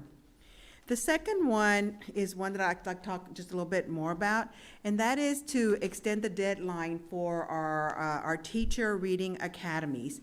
In the 86th legislative session under House Bill 3, there is a mandate that elementary campus principals who reside over a campus that has K through third grade, and all teachers who are teaching in a K through third grade must participate and complete a teacher literacy achievement academy, basically a reading academy. This academy is about 60 to 80 hours in duration. And there's a required size of a cohort and a length of it.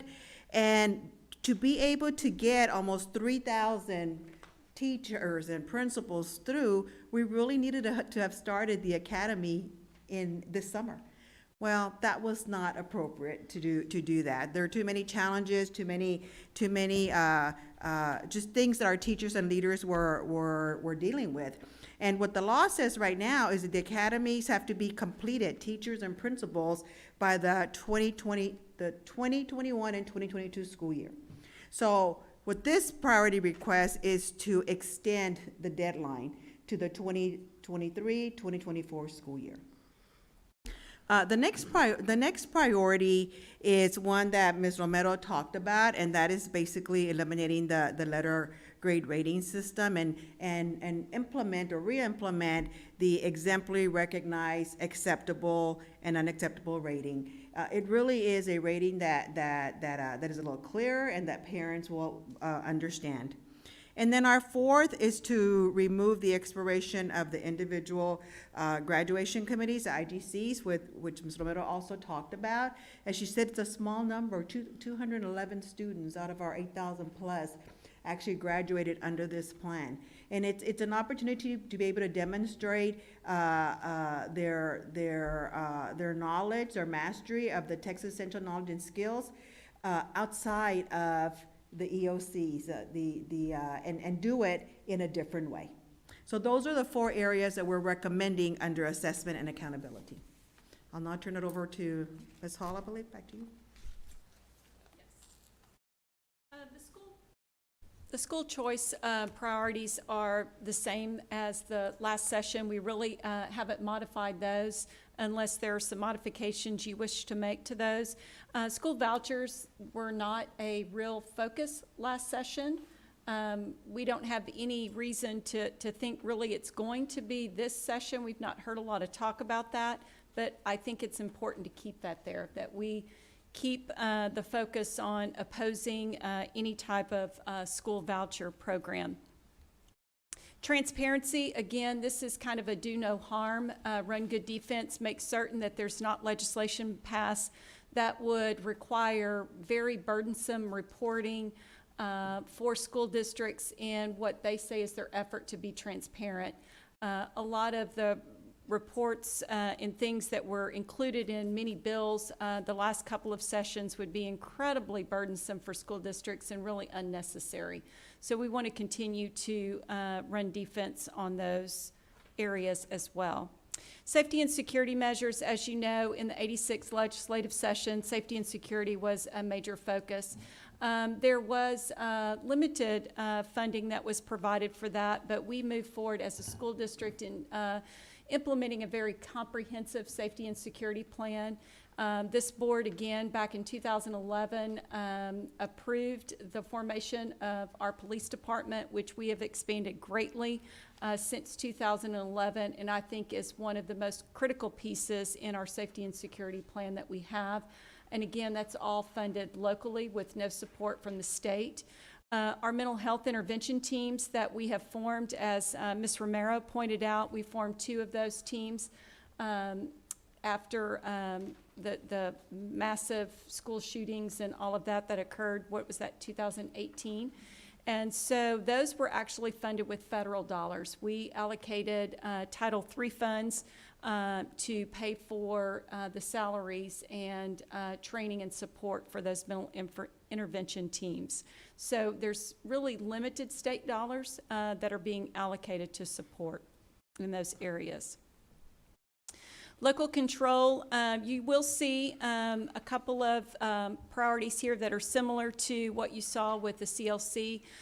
We continue to ask for local control on school start date. I'm still just amazed that we cannot get any movement on that. There's so many so-called loopholes with that, but I don't think we've been supportive of having to go through a district of innovation process in order to have control over our school start date. So we continue to push for that. And again, as Ms. Romero pointed out, we really strongly believe that there should be community input and more oversight and involvement in approving the expansion of charter schools, new charters, and then expansion of existing ones. So that is a new priority in the local control area for this session. And then on transportation, I think I'm going to turn it over to Mr. Sprague to finish that out, and then we'll be happy to take your input and feedback. Thank you, Ms. Hull. The last 2 priority items are related to transportation, and our first recommendation is to increase the percentage of reimbursement for transportation costs. And previously, TAs reported in a legislative budget board that back in 1984, they were funding about 70 to 80% of transportation costs for school districts. And then in 2005, it's been reduced down to 23%. And in our current budget year, we're just under 20% in terms of what our funding reimbursement would be from the state. So when you look at a $50 million budget, that's about $40 million that we're having to use local funds that would certainly be better used in the classroom to support our students and our teachers to do that. And the last item is just to exempt school districts from paying tolls.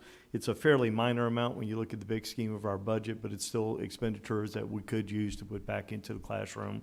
And just to give you an idea, back in 2018-19, we spent about $148,000 in toll fees. It went down in 1920 because of COVID, down to $84,000 because of the reduction of doing everything virtual at that time. So we'll be happy to answer any questions y'all may have. Mr. Jackson.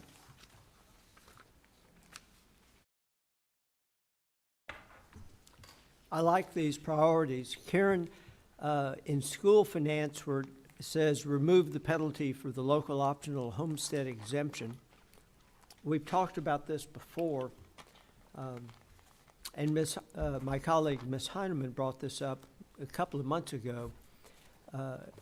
Is the magnitude of this still roughly over $10 million? Do we have a recent estimate? The effect of state aid to our district because we offer the optional homestead exemption? Yes. Is that what you're referring to? It's actually much more than that. It's $59 million just on, it's actually $59.5 million for the general fund on just the optional homestead exemption. That does not include the Freeport exemption.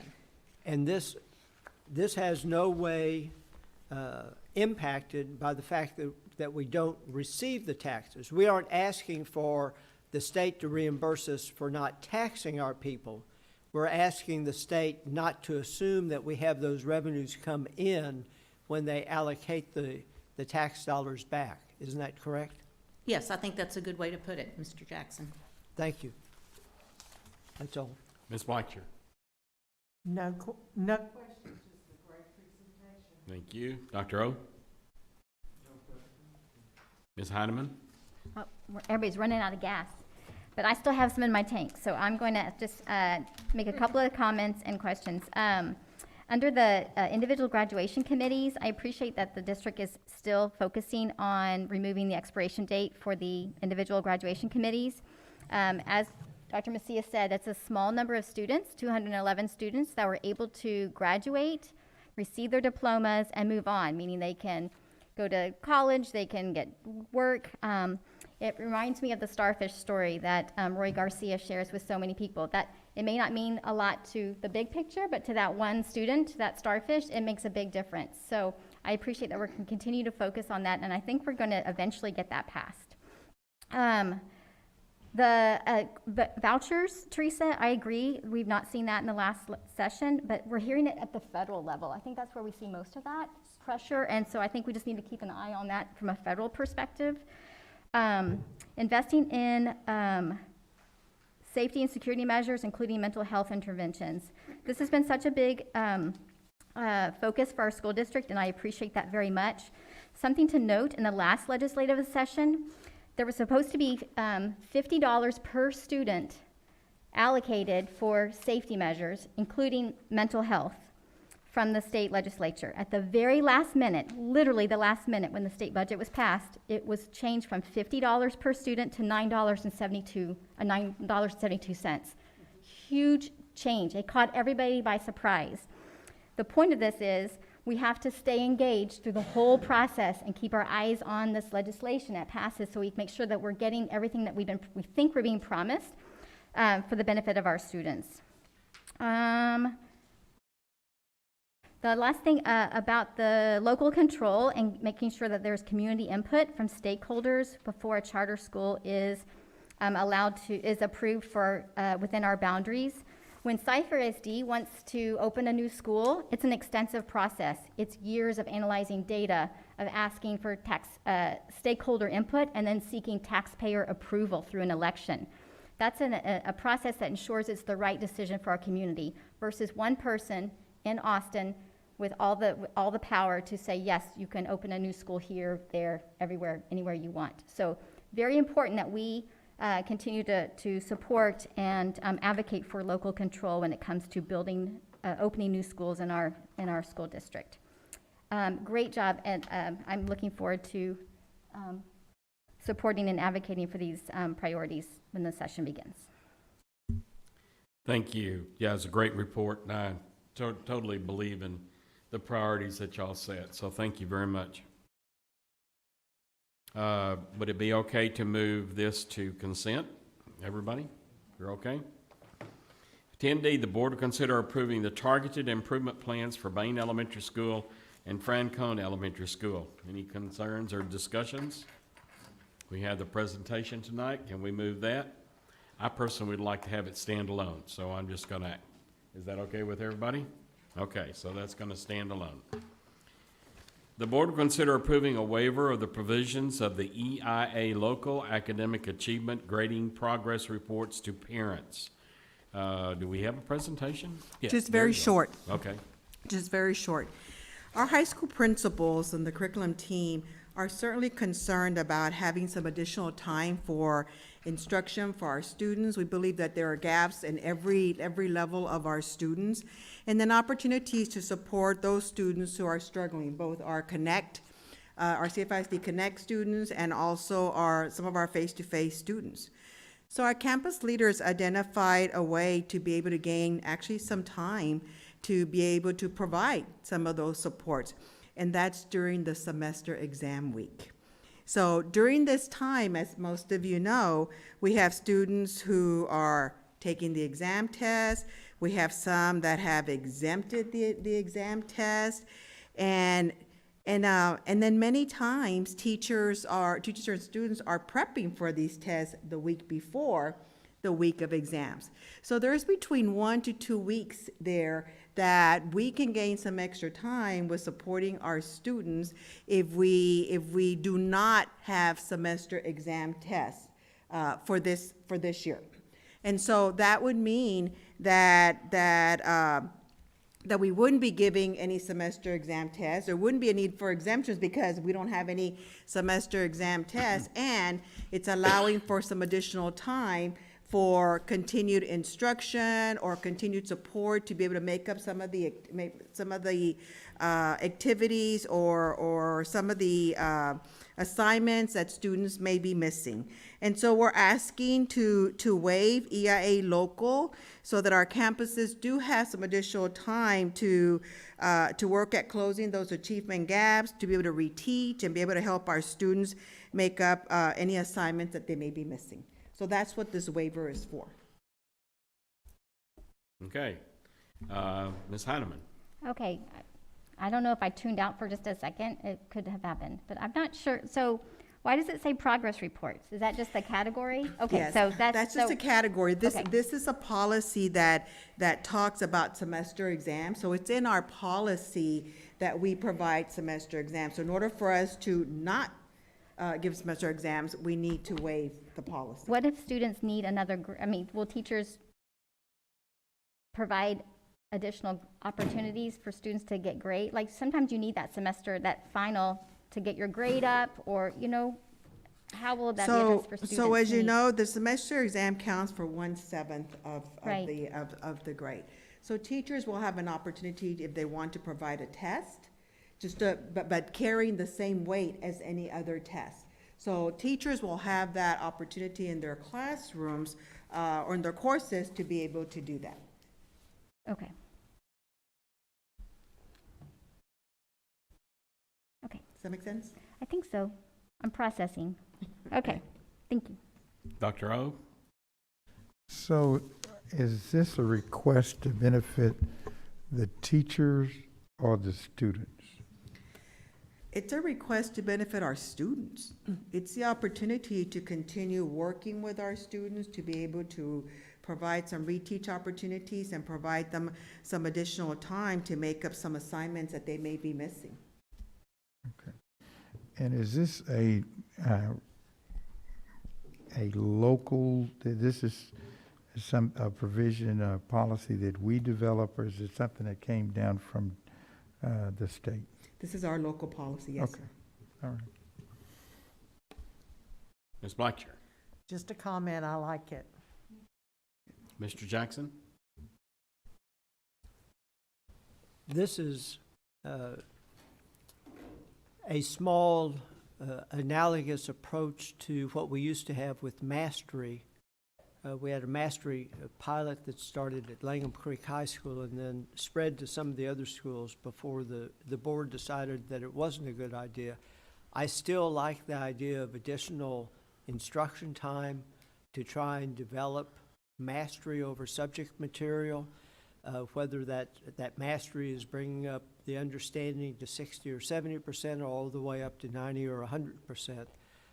Additional time in the saddle is always good, and I don't have a problem sacrificing test time to try and achieve additional mastery and understanding of the material. I think any ideas that y'all can come up with that will permit additional instructional time, and hopefully that will translate into additional learning time for our students, I will wholeheartedly support. So thank you. Thank you, Dr. Macias. Appreciate the report. Can we move this to consent? Okay. 10F, the board will consider approving the Walgreens Experimental Learning Program Agreement. Dr. Heather Bergman, Denise Quebeca? Denise? Who's here? Questions only. Anybody have questions? Nope. Can we move that to consent? Thank you. The board to consider approving course offerings for career and technical education and special education. Anybody have any questions concerning this for Dr. Macias? We're okay. Moving it to consent. Thank you. Board will consider approving on first reading additions, revisions, or deletions to district policies. 10H1BF local board policies are revised. 10H2 DED local compensation and benefits, vacations, and holidays revised. 10H3 DIA local employee welfare, freedom from discrimination, harassment, and retaliation revised. 10H4 DMD local professional development, professional meetings and visitations delete. 10H5 ED local organization of instructions a delete. 10H6 EI local academic achievement a revise. 10H7 FD local admissions a revise. 10H8 FDE local admissions school safety transfers a revise. 10H9 FEB local attendance accounting revise. Can we move that to consent, or do we have any questions or concerns on anything? Anybody? Can we move to consent? Thank you. Either 101 or 10I. Okay, 10I. The board will consider approving a waiver of DNA local performance appraisal evaluations of teachers for 2020 to 2021. Brief presentation, Mr. Roy Garcia, Dr. Glenda Horner. Whoa, y'all are up. Thank you, Mr. Covey. I'm just going to quickly share.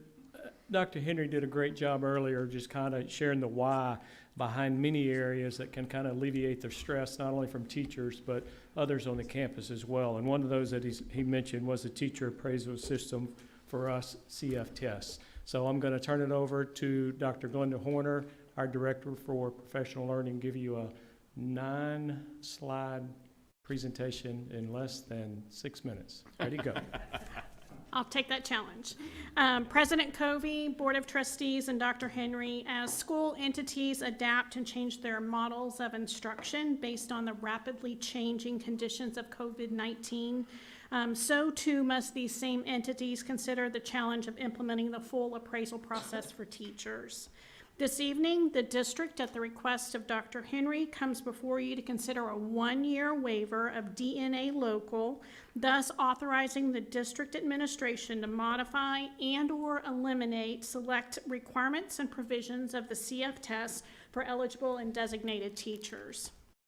The goal of the waiver is to alleviate the anxiety and stress associated with the appraisal process amid a pandemic by leveraging the flexibility provided within Chapter 150 to adjust the appraisal process where needed for the 2020-21 school year.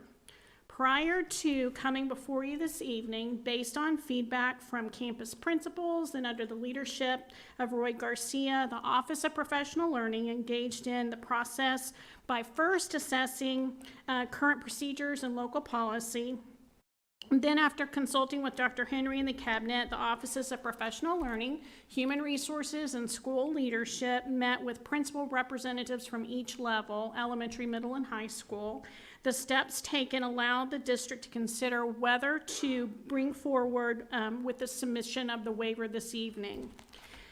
In assessing current procedures and local policy, the district revisited Chapter 150 of the Commissioner's Rules Concerning Educator Appraisal, which provides specific requirements for the implementation of teacher appraisal systems. However, districts do have some local authority to adjust the appraisal process where needed, when needed.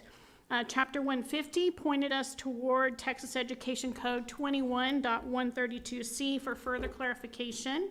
The Texas Education Code indicates that a teacher may be appraised less frequently if the teacher agrees in writing and the teacher's most recent evaluation rated the teacher as at least proficient or the equivalent and did not identify any area of deficiency.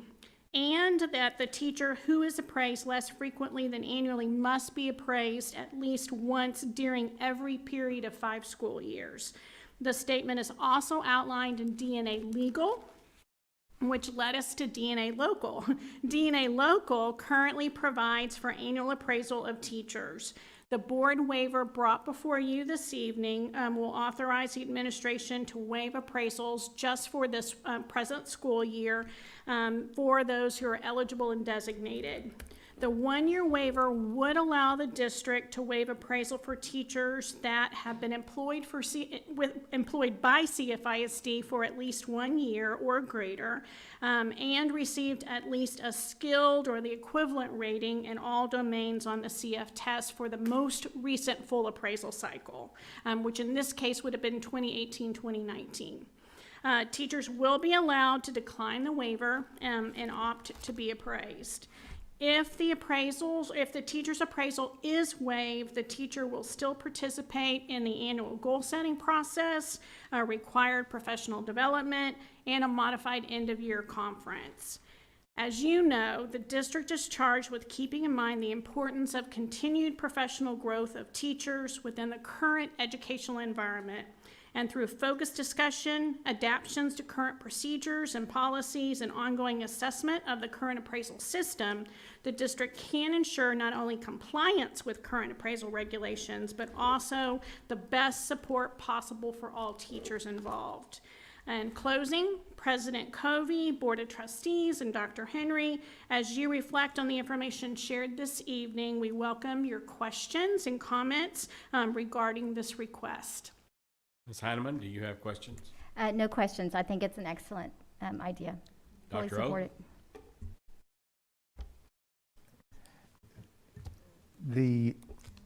This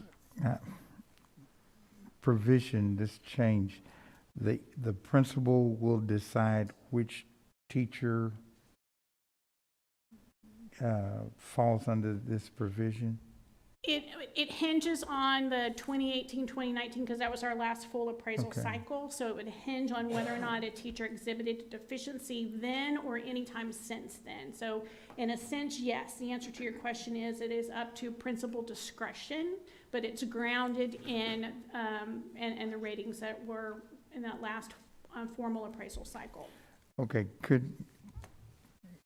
let's say the teacher fell under the provision of had been rated and evaluated highly or properly, and this could apply. Can the principal decide, well, I don't want to do that with this teacher? Only if that teacher had exhibited performance concerns. Okay. So it's not like purely at their discretion, you get to waive, you don't get to waive.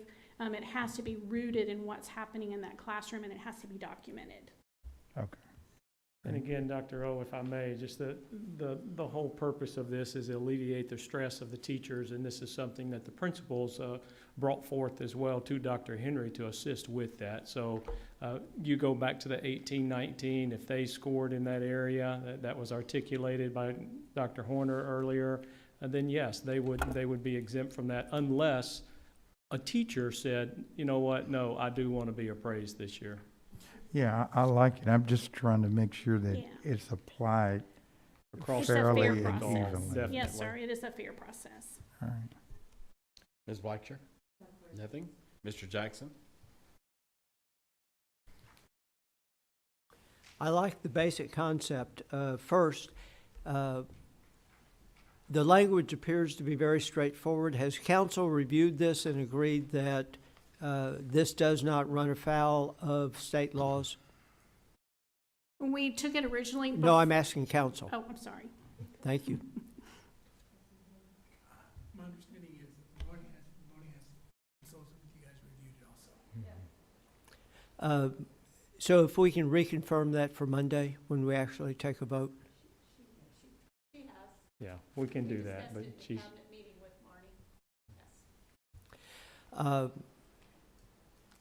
Is there an appeal process for a teacher if they do not believe that they should be reviewed, and if they believe that their prior evaluation was sufficient, that they should not be evaluated? I can ask Glenda, there's a process already in place. If a teacher does not agree with their appraisal, they can request a second appraisal. That process Well, would be. and that's not what I'm asking, Roy. Okay, so. You know, in this day and time, I want our teachers to feel as if none of them are in danger of being singled out. We're asking teachers to do things they've never done before. Teachers may have received a very strong evaluation during normal times, and there may be struggles. I just want to make certain that we handle it fairly with as soft of a hand as we can. And clearly, Linda has already told us that we need additional instruction time. So that, and Linda said that we need at least 2 weeks of additional instruction time. So I know what that means. And I know what that means from an evaluation of a teacher perspective. And I like the idea of saying, hey, nobody gets a free pass, but we're going to lessen the stress, and I want to make certain that we do, in fact, follow through and lessen the stress as evenly and covering as many people as possible. Mr. Jackson, just to answer that, the only people that will be evaluated are those people with documented deficiencies or first-year teachers. That's the only ones. And I like the idea of documented deficiencies from a prior period, Right. as opposed to the current cycle where everything is up in there. I have talked to spotlight teachers, not just in our district, but in other districts, and the challenges they're facing are tremendous. I think we're on the same page with that, because that's why we're bringing this forward, because this year is so different, and not to add that additional stress to evaluate a teacher during these unprecedented times. So we kind of look at this, the teacher evaluation and support system, we're going to remove the evaluation and put more emphasis on the support and supporting the teacher. So that's the goal and the thought behind this. And I can assure you, in leading the principals, that I'll make sure it's very clear. I think it is already, but I'll make sure it's very clear on the comments that you're making, and we're all on the same page with that. Well, good. You know, John brought this up very delicately, but I thought he made some very important points. And I just wanted to review them once again, so thank you. Just to add to that, Mr. Jackson, Dr. Ogletree, everything that we've presented tonight is to try to relieve the burden on our teachers and staff and our students in this most difficult year. And this will be 100% positive, I promise. All right, may we move this to consent? Thank y'all for the report. We're moving to consent. 10J, the board will consider approving the memorandums of understanding and interlocal agreements with partner universities, colleges, and alternative certification programs for student teacher placements for the 2020-2021 school year. Are there any questions for Deborah Stewart or Charita? Okay, can we move that to consent? Texas State's on there, so I'm fine. 10K, the board will consider approving the superintendent's recommendation to rescind the notice to Diane Riggs regarding discharge of her employment with the district. This may be discussed in a closed session. Are we needing a closed session tonight? It's not required as long as this board will choose to rescind the notice that you, when was that, last month? 2 months ago. Okay. It's not a bad thing. Does anybody have a problem with this? Can we move this to consent? You want it to stand alone? Move to consent? All right, moving to consent. 10L, the board consider the approval and execution of the plat for CFISD Hancock Elementary School. Any questions for Roy Sprague? Can we move this to consent? Thank you. 10M, the board will consider awarding bids and contracts and are authorizing purchase orders as recommended in the posted agenda items. 10M1, Aruba maintenance. Rather interesting. All right. 10M2, college readiness and career interest test. 10M3, parking lot stripping. 10M4, restaurant catering and delivery services. 10M5, school buses. 10M6, spirit apparel and promotional items. Any questions? Can we Yes. move this to consent? Yes. I'm sorry, Dr. Ogletree? Do you go to Aruba to do the maintenance? I like to be on that trip. I think what I read was the president will be going to the Aruba and maintaining. You may get impeached. I might get- I don't know. All right, can we move that to consent? Yes. Okay. 10M, the board will consider approving construction proposals and contracts paid from bond funds to the recommended contractors and authorize the superintendent or designee to execute all necessary documents related to such contracts as follows. 10N1, 2019 Bain and Leader Elementary School renovations. 10N2, 2020 Cy-Fair Federal Credit Union Stadium athletic lighting replacements. Any questions or concerns? I have a quick question. Yes. The lighting, Roy, is that the lighting that's at Pridgeon has already been redone, right? It's beautiful.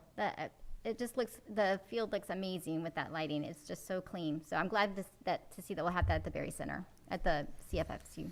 It was part of the 2019 bond program. It's lovely. Thank you. Anybody else? Can we move that to consent? We okay? Thank you. Superintendent's briefing portion of the agenda will be presented at the regular board meeting on Monday, November 9th, 2020. We are adjourned. Whoa. Before you Hold adjourn- it. Before you adjourn, just very Hold it. quickly, one announcement. There is a book at your desk, a very thin book, that we're doing a book study here with our leadership team throughout the district related to some of the things that you did in your resolution related to diversity. And then there's another book that was left at your desk that was not left by the administration or school district. So I just wanted to be very clear with that. Thank you. Thanks, Dr. Henry. We are adjourned.